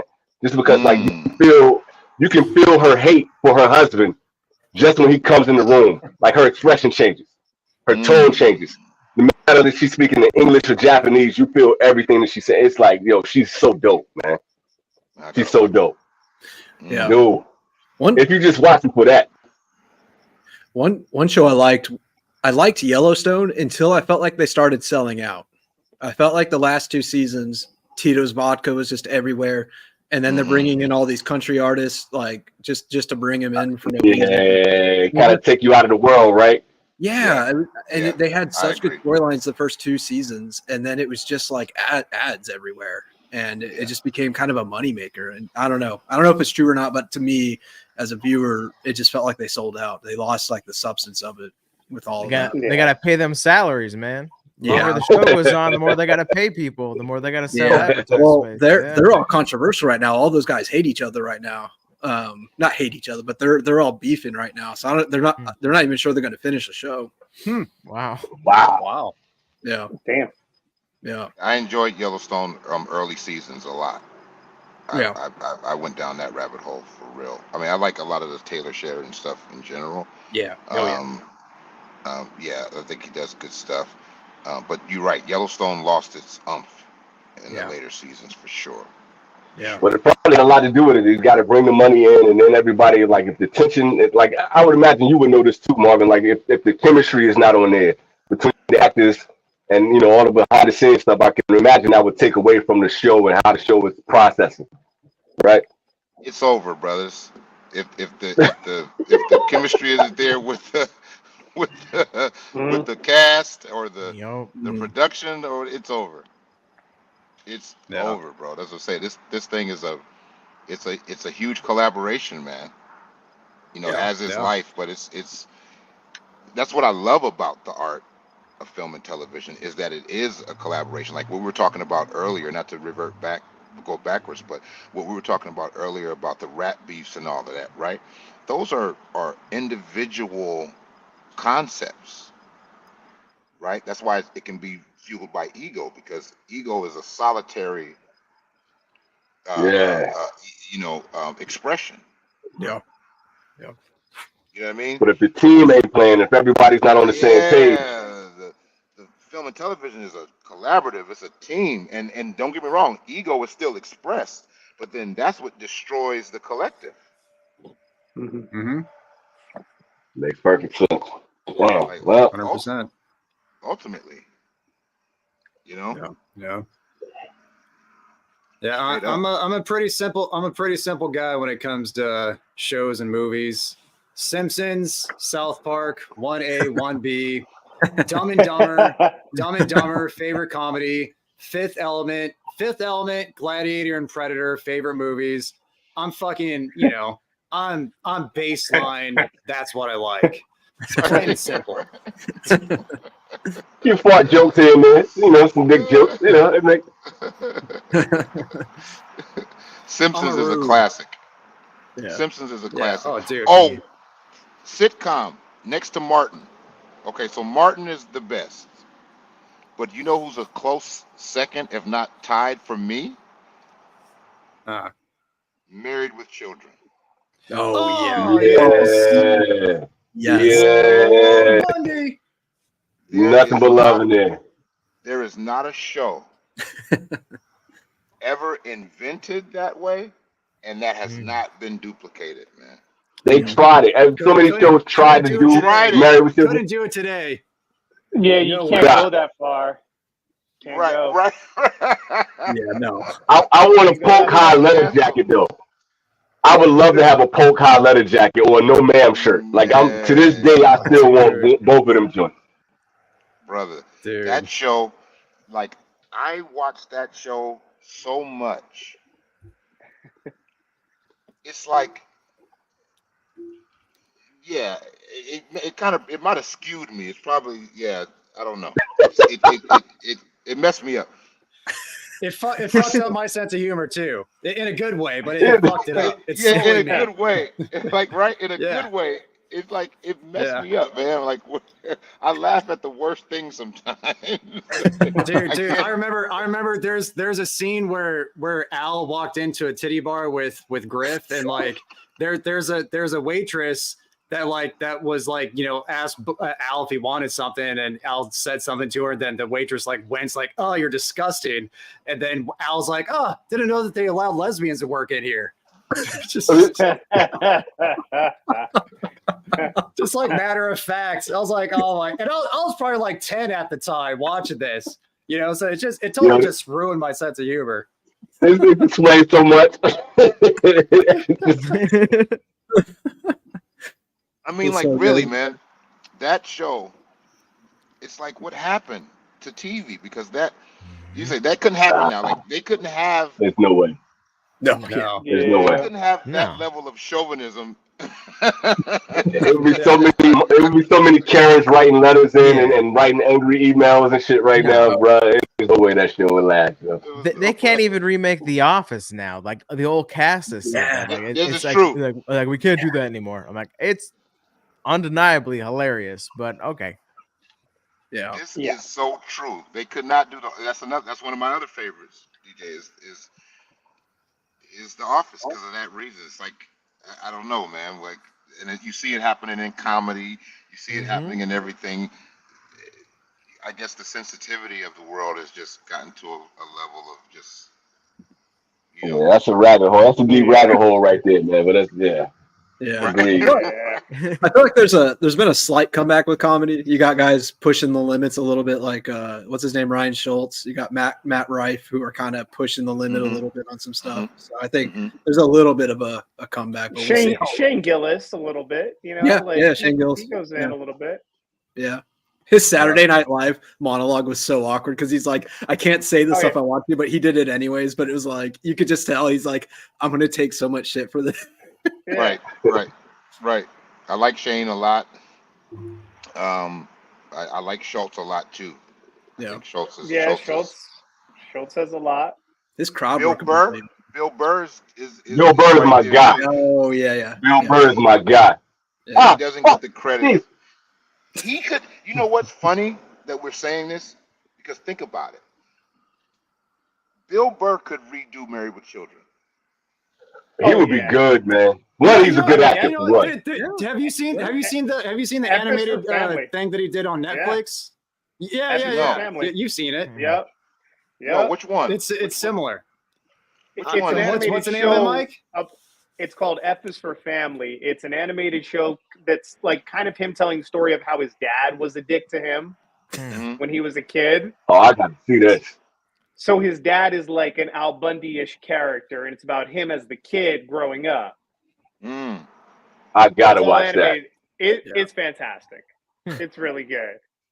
My favorite thing is Bill Burr when he talk about going into Harlem because he was dating a black girl, the chick that he's married to now. That shit kills me every time. Oh fuck! What is this right now? I can't breathe. Like that shit is just genius to me, man. Yeah. He's nobody else can do that but Burr. Yeah, for sure. He's quick.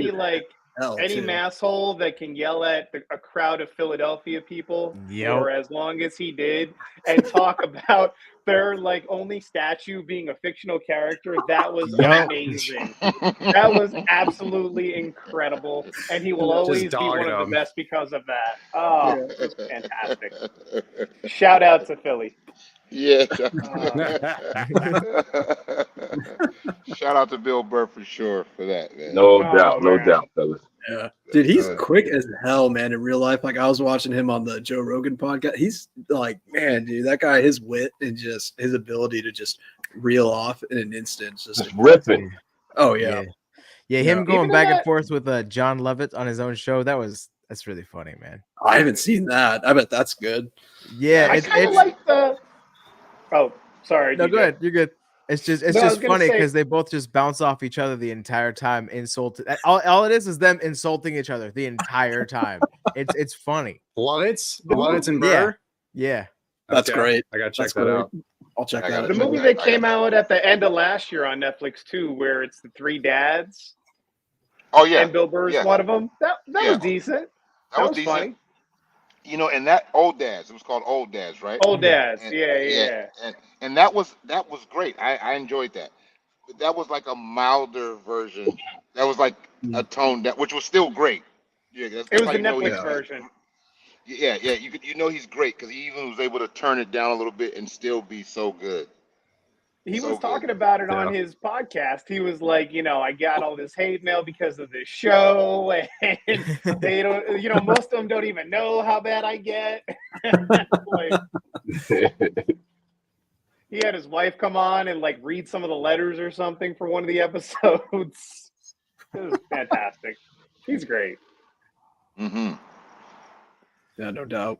Well, guys, we're at 3 hours. We put in our time for the night. If any questions in the chat, get them in now.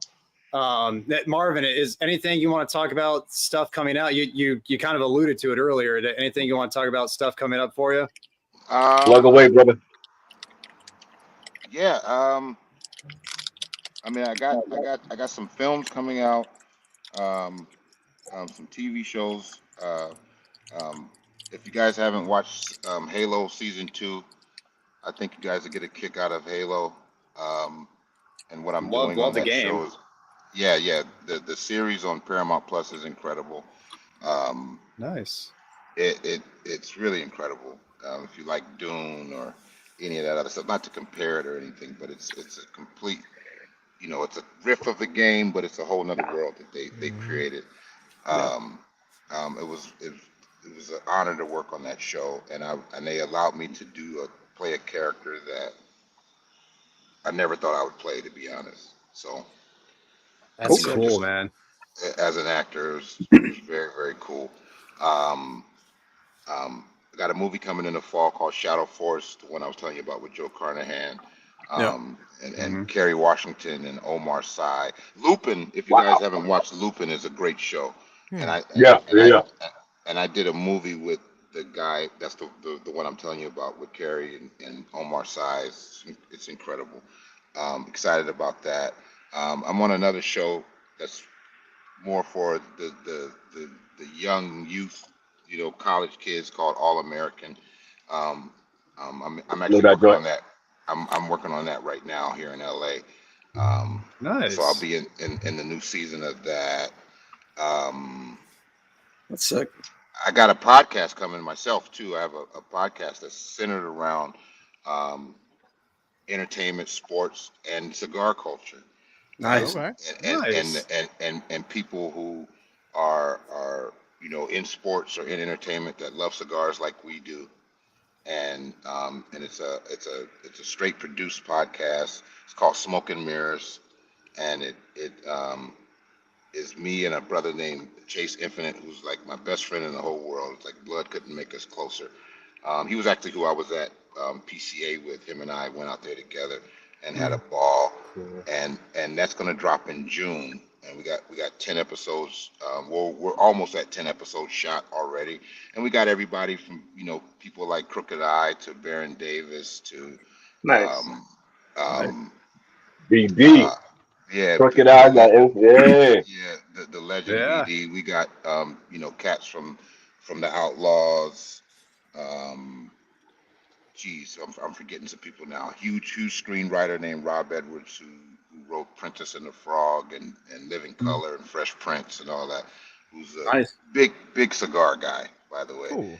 And That's dope.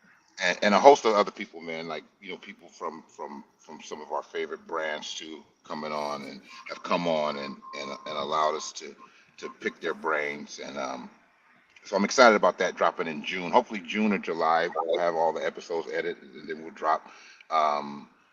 And I would love to have you guys on too, even if in a setting like this, man, where we Say the go word, brother. Yeah, on a for sure. Zoom and Yeah. and then I Yeah, can dude. Heck reverse yeah. the roles and ask you guys questions, because I got a lot of questions for you guys that I didn't get to tonight because I was running my mouth. But I Let's do really it, bro. I really would like there's so much that I want to ask you guys too. And so that's coming. Yeah, man. I mean, that's pretty much it, man. I You're got staying busy. You're yeah, staying staying busy, man. staying busy, man. Serial Staying busy. entrepreneur. Yeah. I'm a serial entrepreneur. I got a clothing brand, which I don't know if you guys can see this brand that I'm wearing. It's called Casino. I don't know if you can see it, but this is my Oh, brand. nice. It's called Nice. Casino. And I would turn around so you can see the back because it makes sense. Casino stands for cash ain't something I need only. And and we need more things like peace, love, and truth, and family, friends, and fellowship, like we're doing right now, Yeah. are more important to me than any kind of money or No prestige doubt. or celebrity or anything like that. And I also have a book coming out next year. God damn. Yeah, I got my first book Hustling. is coming out. Yeah, Nice. All I got a right, book, man. which is it's completely off everything we've talked about tonight. It's really about um, my journey as a man going from um, light to dark, or excuse me, dark to light. And my journey in faith and the things that I learned in that walk that make me the man that I am today. And um, it's real. Awesome. It's kind of autobiographical, but it's also um, not a how-to, but I'm kind of like giving people Yeah. points of reference to the tools that I use Yeah. to stay on a positive light. So that's called the Domino Effect. That's coming out next year, and it's getting edited right now. And Hell yeah, man. That's yeah, it. that's about it, man. Are you gonna do? You were a great guest, man. Thanks for coming on. Thanks for Yeah, man. sharing all of that with us. Yeah. We had a Thank ball you, with you, man. man. No, man, I had a Appreciate ball it. with you guys, man. I like I say, continue doing what you guys are doing. like I say, I'm inspired by you all. You guys are the reasons why I even launched a cigar page, and because I love the hobby. It allows me to get away from the hustle and bustle of what I do every day, and Yeah. kind of just Sure. you know, Yeah. and just network and be with the guys and express myself in that way. And I love it. And like I say, you guys are a big inspiration to that. All of you on this call, man. John, Mike, DJ, Matt, of course, EKB. You guys. So when you see what I'm doing at the Bearded Cigar, or even with the podcast and all that, know that you guys are a big inspiration for that, man. I appreciate That's you. huge, brother. Man, dude, Thank you. that. Thank you, man. appreciate it. And- Not to offend any of the other guests, but I'll say this was one of the top 3 live streams tonight that we've done. Oh, Yeah. man. Oh yeah. Yeah. Oh Yeah, for sure. man. Yeah. Yeah. Just I'm to saying that not 'cause to I'm here. offend others. We appreciate it, man. This is good content, bro. Thank you. Yeah. And Yeah, no, thank you. Yeah, future realistic guest right here for sure. oh yeah. Yeah, no man, doubt. Yeah. I'm doing this shit anyway. Yeah. So if I don't got to do it alone, I'm all game for it, bro. Like for real. I'm like I say, I'm on my balcony, outside of my bedroom. This is where I smoke, because I don't smoke in the house. I wish I could though, but I don't. Don't go through what I went through. You and me both, man. All right, brother. Yeah. On that note, too, everyone here, go follow Marvin at the Beard Cigar too. Go check out him on Yeah. Instagram. Yeah, for sure. Yeah. Check that out. Subscribe to his channel. Like and subscribe. Yep. Absolutely. Thank you so much. Thank you. All right. Well, thank you, everybody. Marvin, thank you, man, for your time. And yeah, thanks everybody in the chat too. Great freaking live stream. Yeah. Stay up, everybody. All right. Peace. All right. See ya. See y'all See you soon. guys. See you guys. See ya.